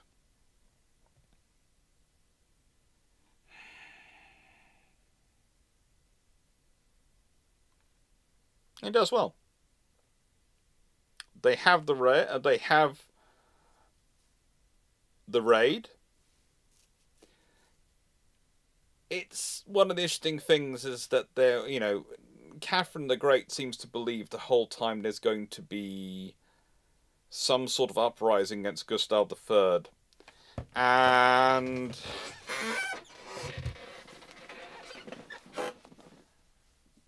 it's always trying to happen, but as we pointed out, when people try and uprise against Gustav III, he has a habit of surviving.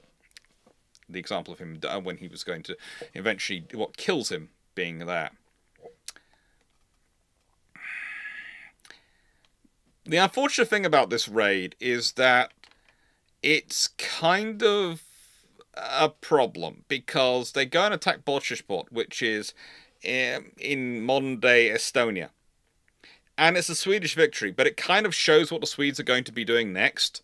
So it kind of acts like the British doing the first bombardment of Gallipoli. It tells the Russians what's coming. And the Russians react. And the Russians have a lot more forces, even though they are fighting in the Ottomans and doing other things at the same time, than the Swedes.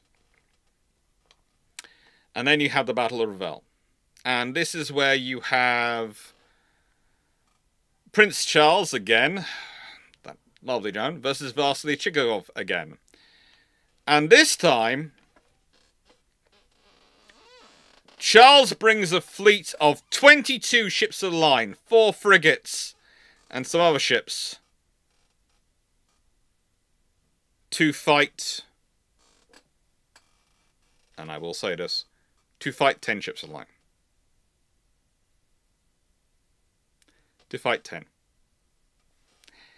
And he loses. He loses.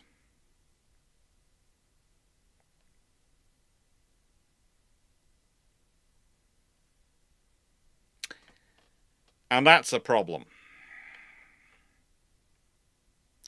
The king at this point is Gustav III Valentino. Charles I've talked about was Charles the 12th. He was a pretty good thing for the Swedish army, but we'll leave that to one side. Unfortunately,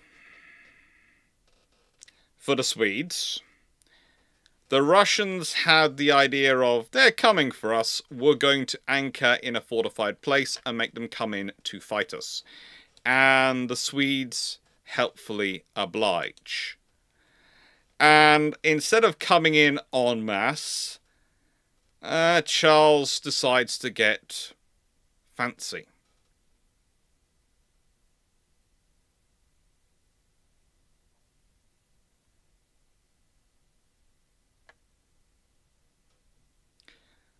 Valentino, I'm British. We're talking about Sweden, and that comes later. And the Marshal becoming king of Sweden comes later.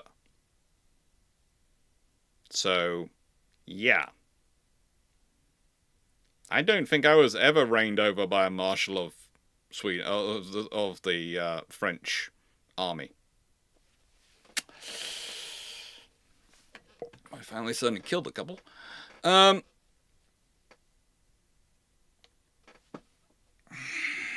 Now,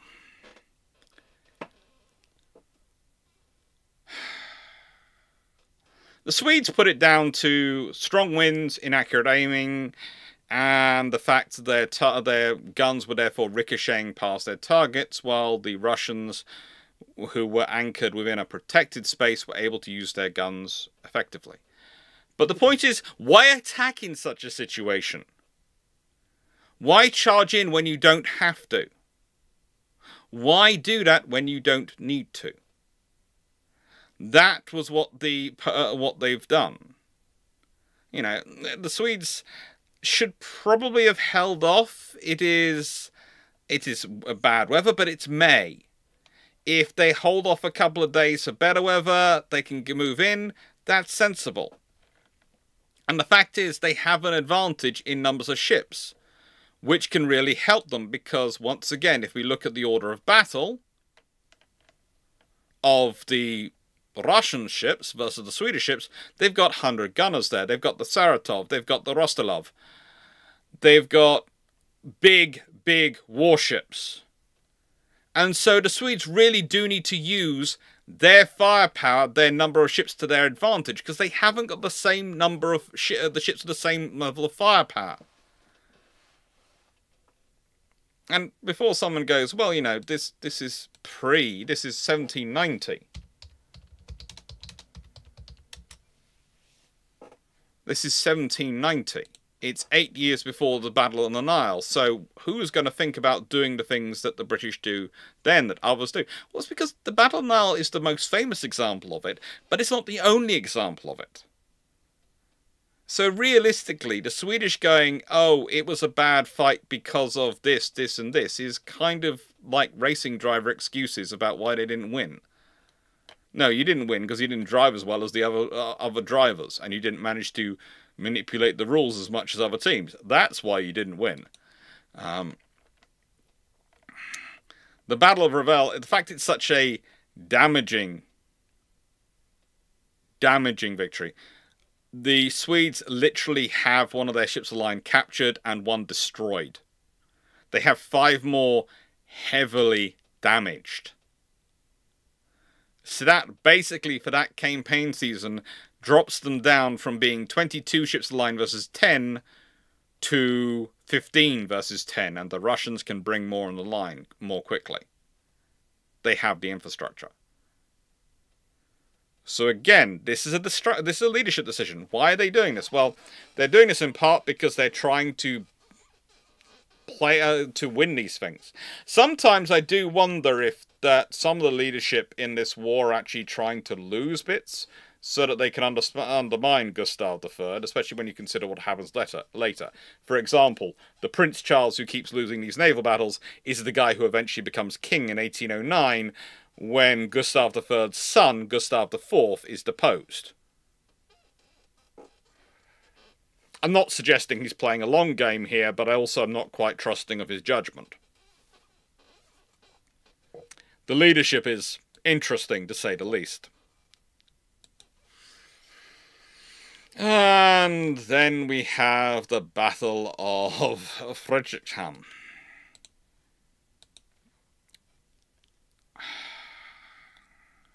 Which is a Swedish victory.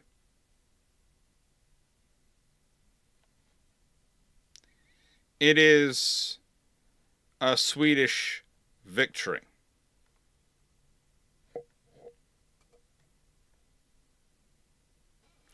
And this is the battle which Gustav III commands himself.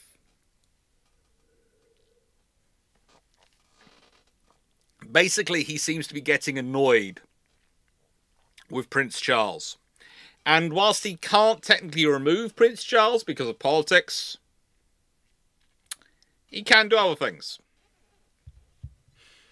So he comes and leads the Archipelago fleet, which is bigger and slightly more powerful than their Russian counterparts. And he does the job it was supposed to do.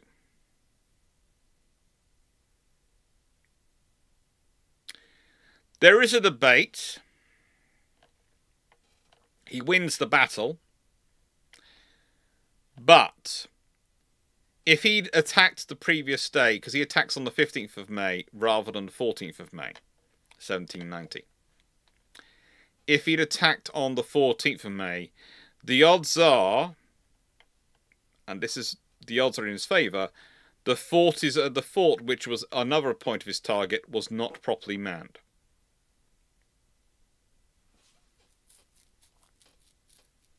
Basically, the Swedes turn around what the Russians had done in the previous battle of Södertälje. They turn that on its head. They managed to enter Frederikshamn. They try to force the town's fortifications to surrender. But Gustav III allowed, because he was an honourable man, and this is a problem, an honourable man, allowed the Russian commander a request of an hour's respite to value the surrender. And so when they attack the town later today, it's been reinforced and ready. If they hadn't allowed the hour, if they'd attacked on the 14th, the odds are the Russian fleet would have been in worse position, the town would have fallen, and they'd have captured Frederikshamn. And if they had, that could have changed the course of the war quite dramatically, or it would have caused Catherine the Great to start sending a lot more forces their way. One or the other, depends on your perspective.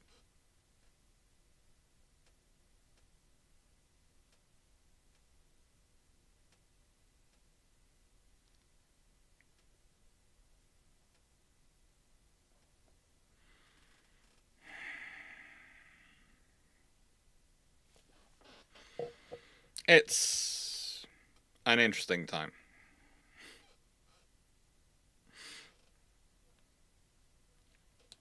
So it's a battle which doesn't really achieve what it's supposed to, despite Gustav III turning up himself. And, yeah, he does try this occasionally. He turns up himself. But the trouble is, the battles, especially on land, are definitely not going the way they're supposed to be. And Duke Charles doesn't help because, well, he's in charge of the Battle of Kronstadt. And the Battle of Kronstadt is 22 ships of the line, 8 frigates and 4 light frigates, versus 17 ships of the line, 4 frigates and 8 rowing frigates under Admiral Alexander Kruse. Now, actually fighting the Russian Kronstadt squadron on the approach to Kronstadt. The battle lasts for 4 hours. The Swedish sortied their coastal fleet to try and support the open sea fleet, i.e. in this battle. But by the time they reached there, the battle had ended for the day. Pardon me. And so the coastal vessels have to go back. And so they are not there again when it resumes.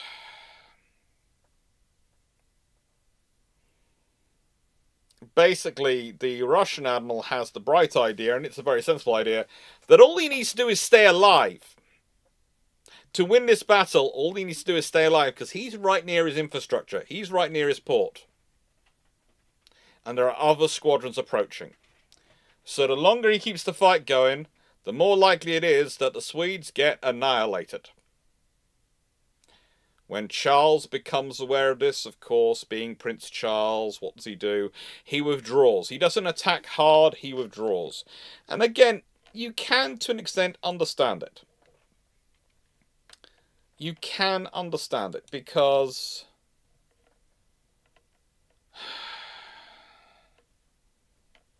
the order of battle is not with him.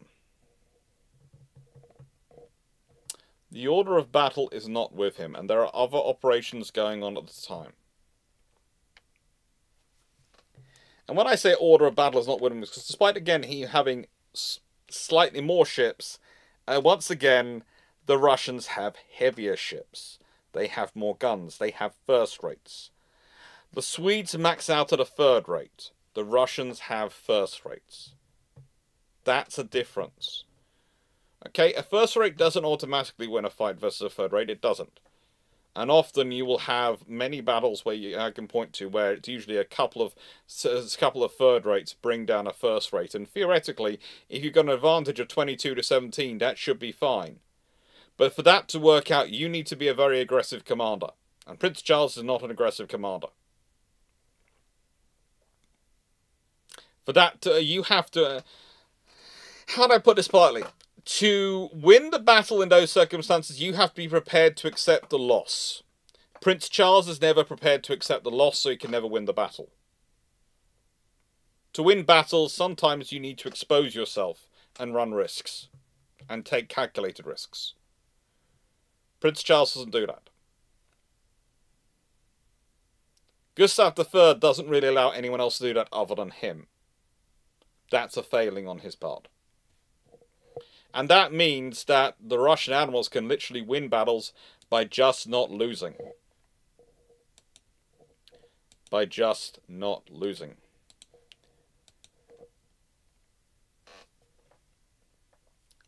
But that doesn't mean that all battles are lost. Again, there are some very interesting victories. In this case, this is a battle which actually takes place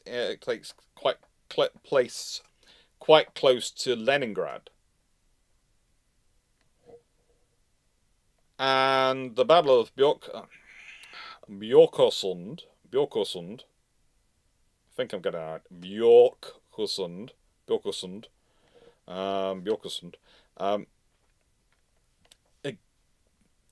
It's again, theoretically, a fairly balanced fleet. It's a fairly balanced force. But once again, it's a Swedish archipelago fleet. And they are quite an aggressive group. Now, the Swedes in this scenario are outnumbered. Their opponents have many more ships than they do. But their commander is...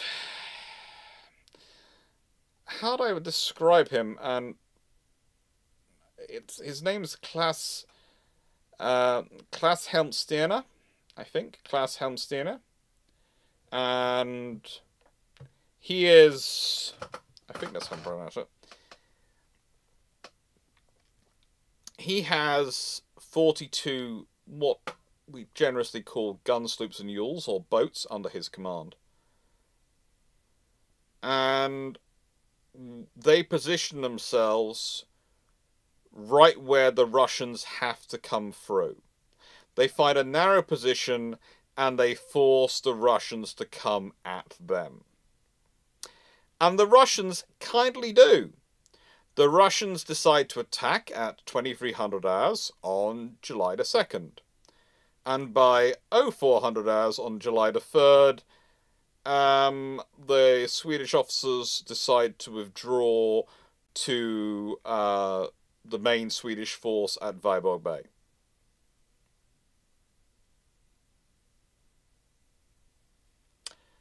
By this point, the Russians have lost a frigate and many other vessels. And they actually give up trying to force their way through. They've been trying to get round the Swedish force, and instead they find themselves facing a force which is basically going, you coming through here? We're going to massacre you if you do. And they do. They try to get through for 5 hours. They fail. They brought 7 frigates, 6 what they call Zebeks, a sort of sailing ship style vessel, light sailing vessel that actually originated in the Mediterranean, but was often used in these waters. Some floating batteries, some other systems which are meant for moving guns, and they bring 81 vessels roughly with them. And they get held off and forced back because it's geography.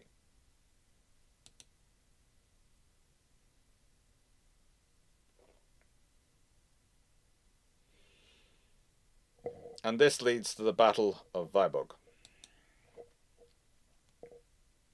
Bay. And this is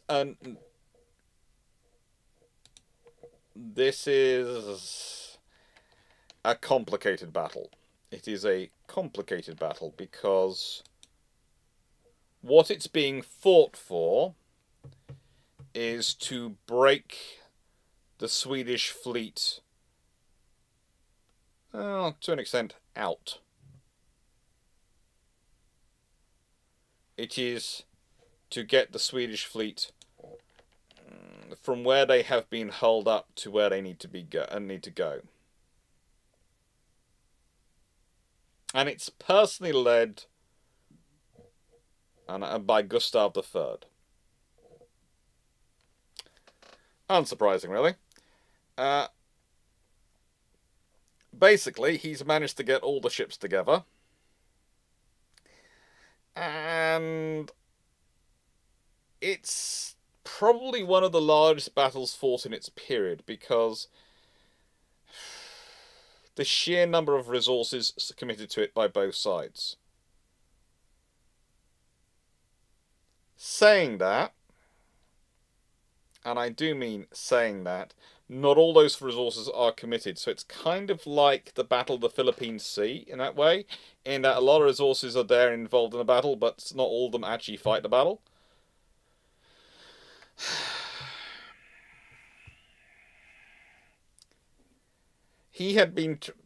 Gustav III had been trying to go and land near St. Petersburg to try and take St. Petersburg. That had been his grand plan, and his entire grand plan. He is not a grand strategist. He's a great politician, not a grand strategist. Because his great idea is to charge up and try and attack St. Petersburg. And the fleet has basically got caught. And so now he's got to break it out. And that's what he does. That's what he does. But it is...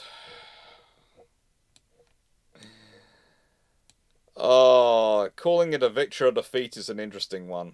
The Swedes managed to escape and preserve their fleet, so they keep the fleet in being and the fleet capability.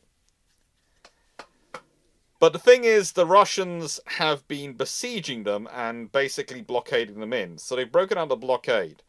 So whilst the Russians tend to claim victory because they get to take the bay, the Swedish survived. And most of those Swedish warships then go to Suomenlinna, Sveaborg, which is in Helsinki, which we went around with ship-shape crew, for repairs. And the Russians do not follow them they do not manage to pursue them into Silverberg. And they don't really have much success there.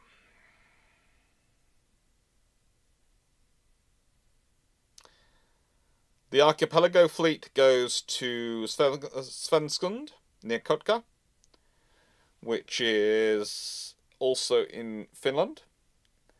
And this leads to another disaster for the Russians. So I would say, whilst this is technically, the Russians can claim, well, we controlled the field after the battle was about escaping, and the fact the Swedes managed to get out suggests the Swedes won.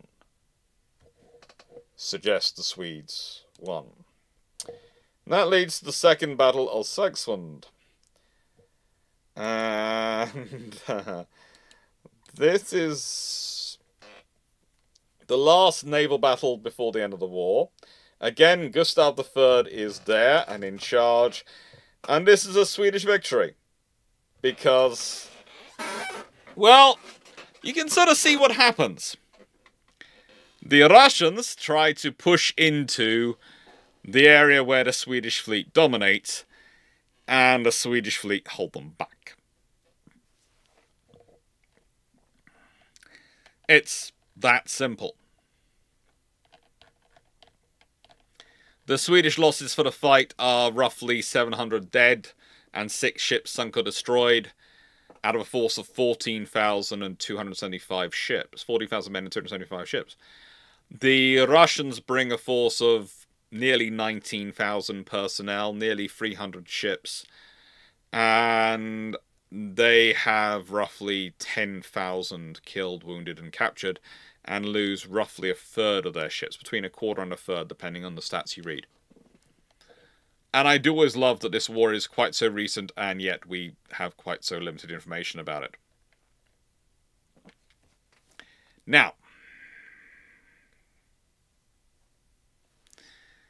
the aftermath is especially interesting, because the Russians have to basically withdraw to Frederikshamn. Remember that port which had almost been captured by Gustav III earlier?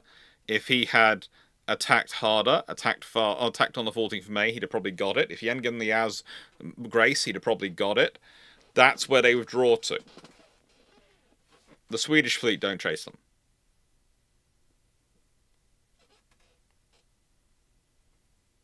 And this is the battle. These are the battles which lead to the Treaty of Varala, where whilst neither side gains territory, the Swedish sovereignty is restored, in that the Russians no longer have the ability to dominate the Swedes. And so in many ways, you could argue this battle has been for the honor of the Swedish nation. And this war has been for the honor of the Swedish nation. But I would point out again, there's been a lot of difference once you've got some leadership involved who's actually fighting to win the battle for the Swedish side. But there again, their inshore archipelago forces always have an advantage, because you can't just use your infrastructure to outmass your opponents and build big first-rate ships. You're limited in size, so it's a far more even fight. It's a far, far more even fight. Anyway, with that being said, that was an introduction to the leadership of the Russo-Swedish wars of the 18th century. And I'm now going to open up questions. Now, just give me a second, because I'll get the bot started.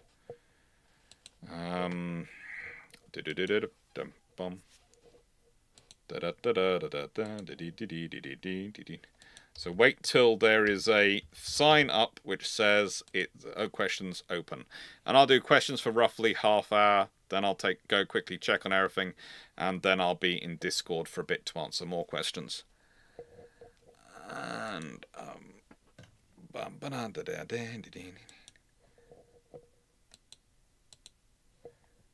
And yeah, keep questions roughly to topic, please. Roughly to topic. I will. There is more latitude when it's the question session.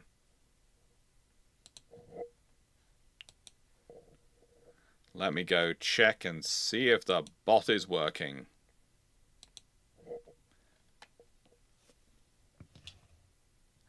Yeah, the bot appears to be working.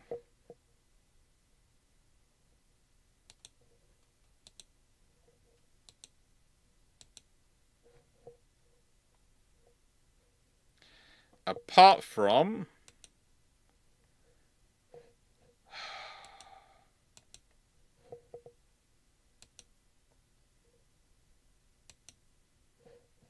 YouTube broadcaster is not working. Ah, it's now working. Yeah, now connected.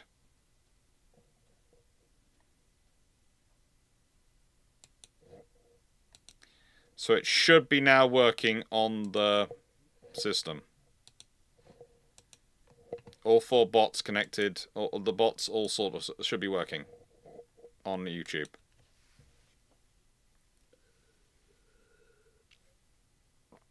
He says hopefully.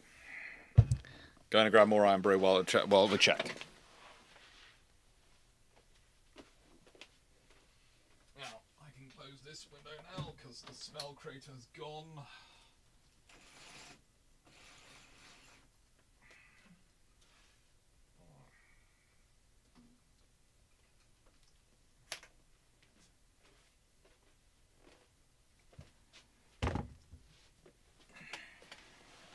There you go.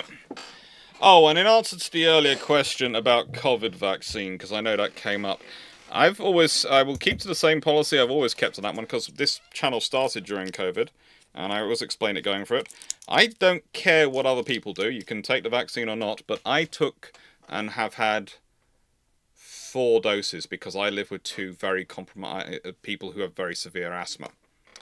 And so I always took the vaccine because of them. That's why I took it. And touch wood, I'm fine. So, there we go. That's that one answered. But it's always been, my policy has always been, I don't care what other people do, it's up to you, it should be your own conscience. I did it because of who I live with and wanting to protect them. But that's me. That's my view. That was my entire thing of, I could understand why people like me would have, living with 2 such people should take it.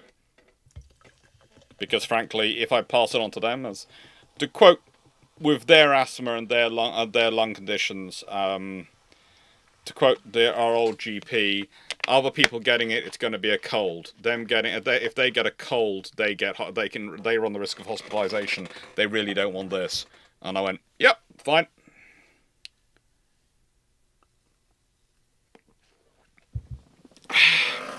So I had it, and I'm fine with it. But I also seem to have had, I think I've had about 4 different vaccines. I think I had all I don't know what the different types of the vaccine, but you know, I've had lots of vaccines over my life because of where I've travelled and the things I've done. I'm used to people sticking stuff in me. Anyway.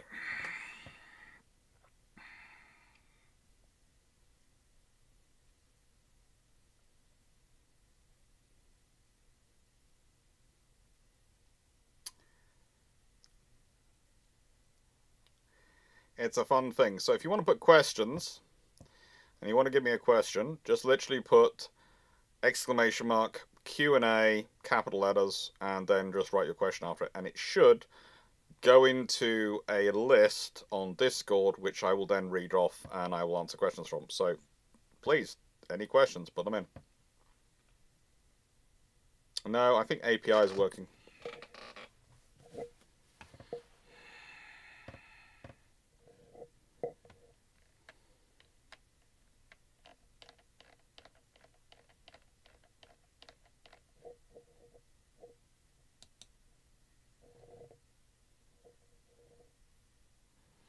Oh, there are ads running on Twitch. Hello, everyone. So I'll do questions for about, let's say till 4 o'clock, till I've been going for 4 hours.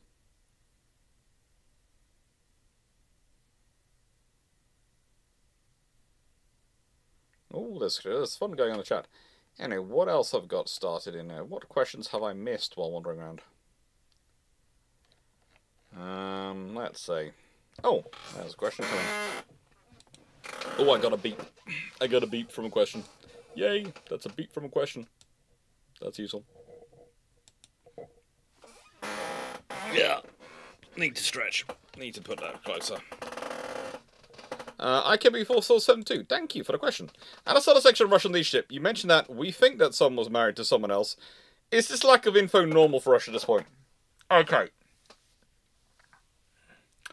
So, between Peter the Great and Catherine the First, according to history, they have a marriage, but it might be a secret marriage before they have their children. He later has a big, massive ceremony and a massive marriage ceremony, which is definitely known of. But we're not quite sure whether they were actually married before they had kids. And of course, if they're not married when they have kids, those kids would then not be legitimate and not have a right to the throne. So that causes all sorts of issues. So the thing is, we think they were married, but we're not sure, and there is a good argument that it possibly was retconned by someone. It's a fun thing. Steve Clarke, you bopped Valentino for failing to listen. I'm sorry when that happens. I'm always sorry when that happens, but I always have faith that the mods are doing the best they can in the chat. And when I have to actually engage in chat coordination because of people, then we know there is a bit of an issue going on. I did expect to have some fun tonight because it's the Russo-Swedish War, and that usually brings out some interesting people who are interested in Russian history. There are people who fall into two camps that are interesting. One, that the Russians can never be good at anything, and two, the Russians are always amazing at everything. And of course, the reality is definitely a long way, definitely between those 2 points. Definitely between those 2 points. It's like the interesting discussion we had in the Russo-Japanese War in the video that came out yesterday now, and the video, and it's a long discussion. It's a long video. But the thing is, the Russians, they have good ships, they have good officers, broadly speaking. They don't have it. Their ships aren't properly conceived for what the Russians need them to do, but they're good ships because they are conceived for someone what they need to be done. And yet the thing is, they're thrown into a situation where they're completely not suitable for. You don't do that. How do the questions get closed? I didn't press the close button. Press the Q release button. Team Locker. Could the Russian fleet have done something different in the Second Battle of Sogdiana? Not really. Honestly, the sensible thing would have been to withdraw. When you look at the scenario they're facing going into those tight spaces, your only way you're going to do is try and batter your way through. And you look at that formation, you go, well, they're about the same strength as we are. We don't have enough force to overwhelm them. You need heavy ships. The interesting thing would be if they'd been able to land, if they'd blockaded them and managed to land troops not far from them to try and push them from the land side. That could have been interesting, but they didn't do that. There are limited routes you can maneuver even relatively shallow craft through and have room to actually attack your opponent.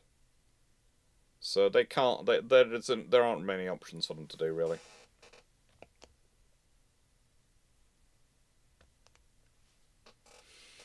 It's fun. It's the way it goes often. It's one of those things in history when I often have to find myself talking about and discussing with people, is that history doesn't like to play out as fair. And it's when you're expecting it to be fair that you're having fun. Greenwally, a marriage in Russia makes kids legit? It depends on the period we're talking about and the power of the Russian Orthodox Church at the time. There are fun things with the Russian Orthodox Church and how they react to events. And also, again, it's a succession issue, so for monarchs especially, you have to make things look as above board and perfect as possible. So that's part of the problem.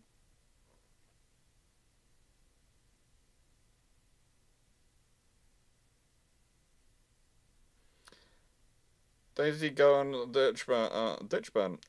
Currently on a thin sliver of land between the Pacific and the Tasman Sea, in an area of 53 volcanoes. Someone thought, excellent, this is the perfect place for a city. I'm sure there was a lot of sulfur and other resources there, which made that city very profitable when they established it. I'm sure there were.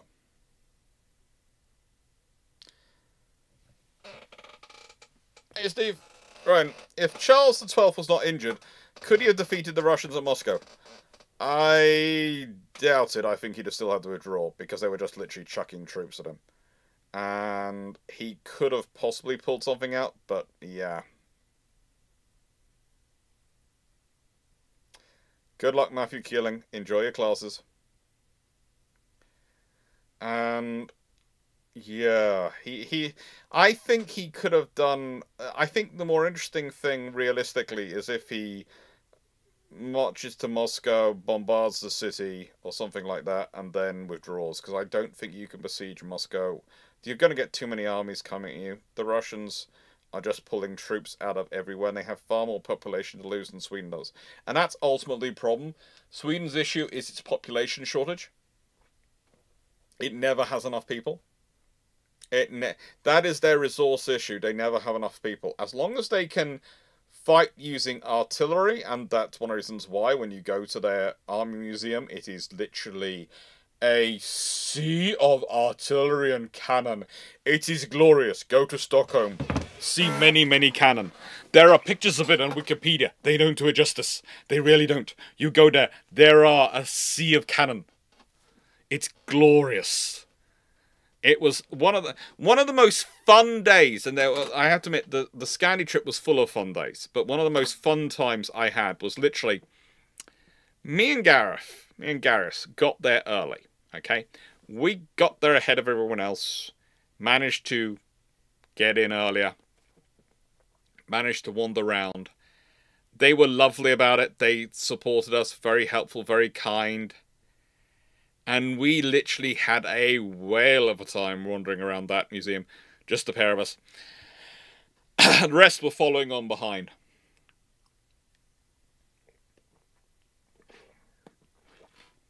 I think that was also the day he and I ended up going to the Transport Museum, which was also cool. And it was kind of fun because you go in there and you keep reading all these serious points written about how war is terrible and war is, not before. And then you just see oceans and oceans of trophies from everyone. Oceans of trophies they have taken off from people. And you realise just how big and powerful and nasty the Swedish Empire was when it wanted to be. When you see the sheer tremendous number of flags and things they've captured from this nation, this person, this person, this person. It's just it's a very pragmatic museum. And it's kind of interesting because we went through all of them. We went to the Army Museum in every country we went to. And it was really interesting because the Army Museum in Norway was all about fortification. It was all about the castles they've built, the forts they defended, the positions they've held. The museums in the Army Museum in Sweden is all about the artillery and the castles they've destroyed and the sieges they've won and the battles they've blasted their opponent away. Because basically the Swedes are an infantry artillery army. They have a cavalry section. It's there. It's quite well trained, well disciplined, but it's never their war winner. Their war winner is they have a lot of artillery and they have good infantry. The infantry will make sure your cavalry cannot overtake their artillery, and their artillery will have time to smash you to pieces. That is their battle tactic. It is very brutal when it is done, but it is brutally effective when it is done well. And the Swedes are very good at it. And it does make you think when you look at their modern armed forces and you look at the artillery, you go, okay, You invest in your artillery, don't you? And the Swedes basically going, yes.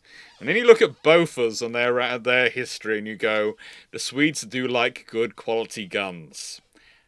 Good quality guns have a long history of in Sweden of having a lot of work being done on them.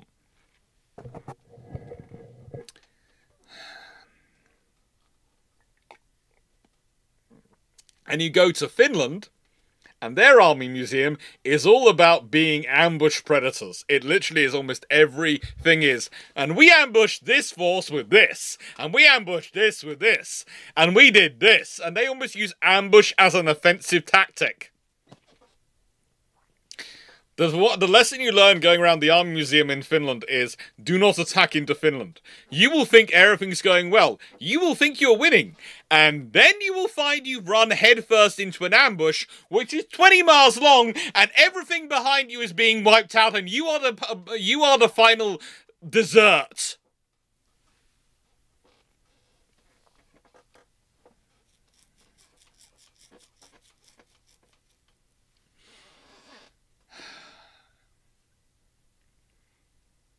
They are intriguing, to say the least.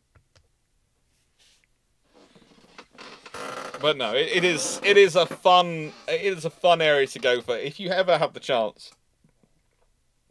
I will also add in though, from personal experience, we did Norway, Sweden, Finland, and Tallinn. We really didn't do the rest of the country. We only did Tallinn and Estonia. And they were all lovely. But the thing was, we were glad we started off with Norway first, because after Norway, everywhere else looked cheap. I'm not sure what it is about Norway, but it's expensive. It's really expensive. It's the thing we noticed. It's very, very expensive there.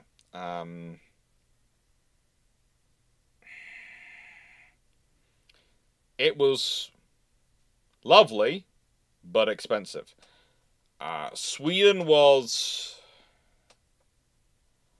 Oh, Vaxholm Fortress. If you're ever in Stockholm, get the ferries, go to the Vaxholm Fortress. You will not be disappointed. You will love it. It was glorious. We went there, we had a lovely time. And then we went wandering off to find its sister fortresses, which was an artistic commune, which we didn't actually manage to get much wander around to. And, yeah, that was fun. Prepared to explore, that's definitely a Brewships question for Sunday. That's a Brewships question for Sunday. Please put it in then. I will happily answer it on Sunday. But it's a Sunday question. Because it's going to take a lot longer than I'm going to go tonight. Because I'm going to do about another 5 minutes. And that's a good 15 minutes to explain and get into. So don't take that the wrong way. So we got Paul Amos' question. Is the reason for literal Swedish ships down to their coastlines and lack of manpower compared to Russia? Yeah, to an extent. It's also because it's their natural advantage. The Swedish Empire was a maritime empire. It was the Baltic. It's kind of the Baltic was their internal lines of communication. It was their defensive depth and their ability to maneuver, and there's a reason why they tended to attack down rivers and attack up rivers, and use that as their advantage. They did do.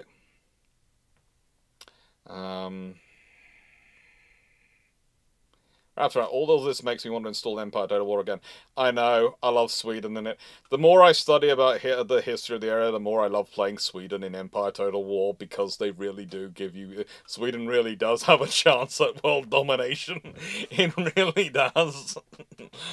You can do a lot with Sweden if you're good at maneuvering it. You can really do a lot.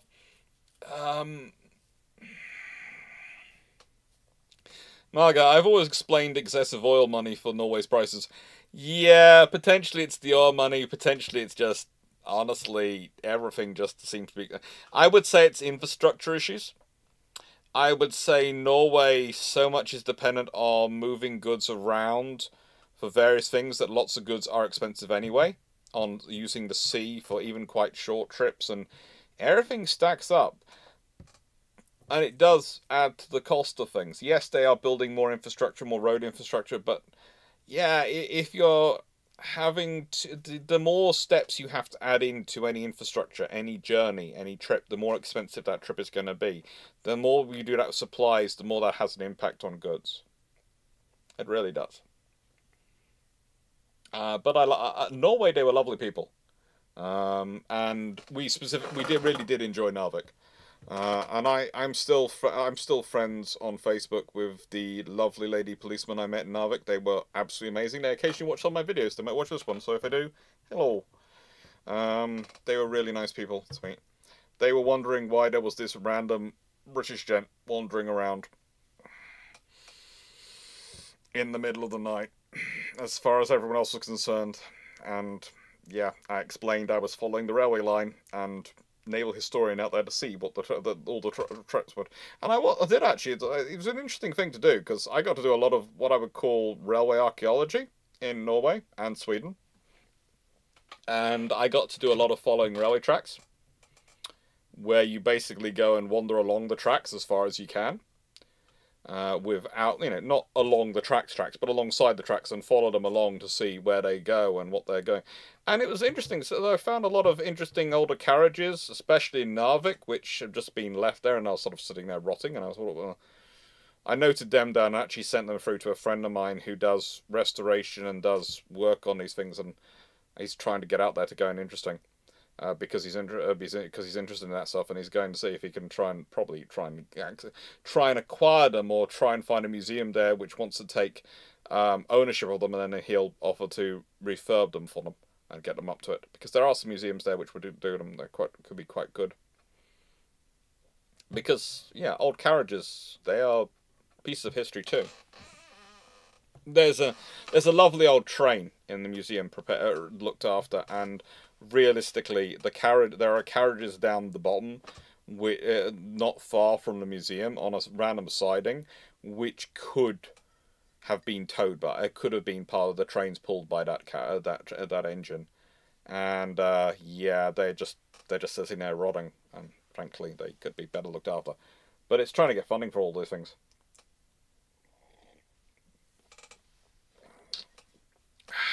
But yeah, I have a lot of friends who are interested in those sort of things. I do a lot of work with people like that, and that's usually the fun stuff.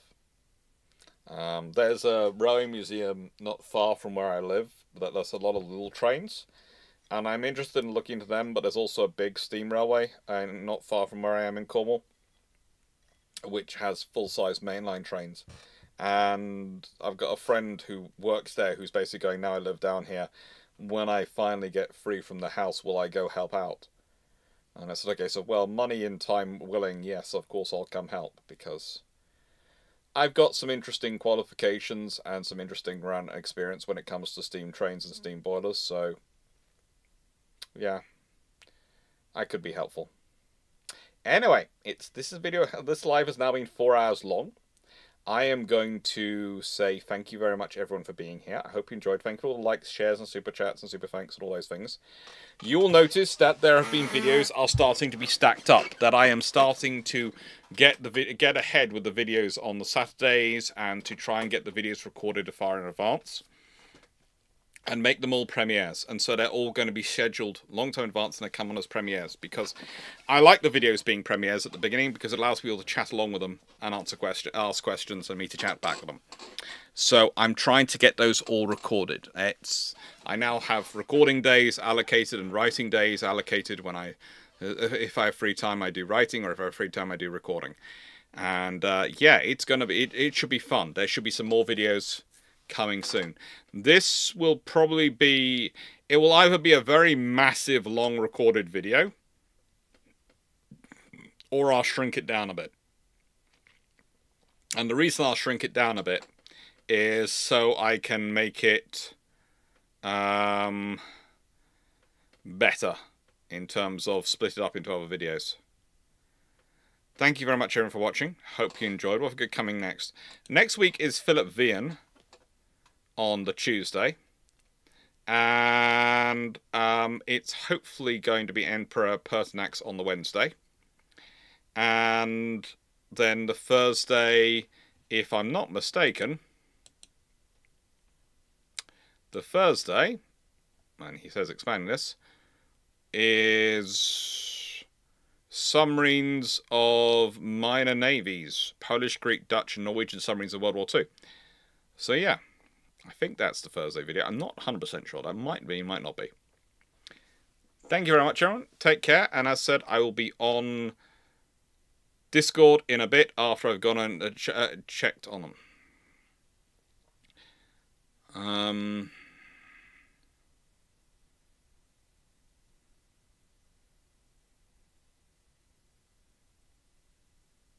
There's a whole discussion going on in the chat. I'm glad you enjoyed it, Drowning in Twaddle.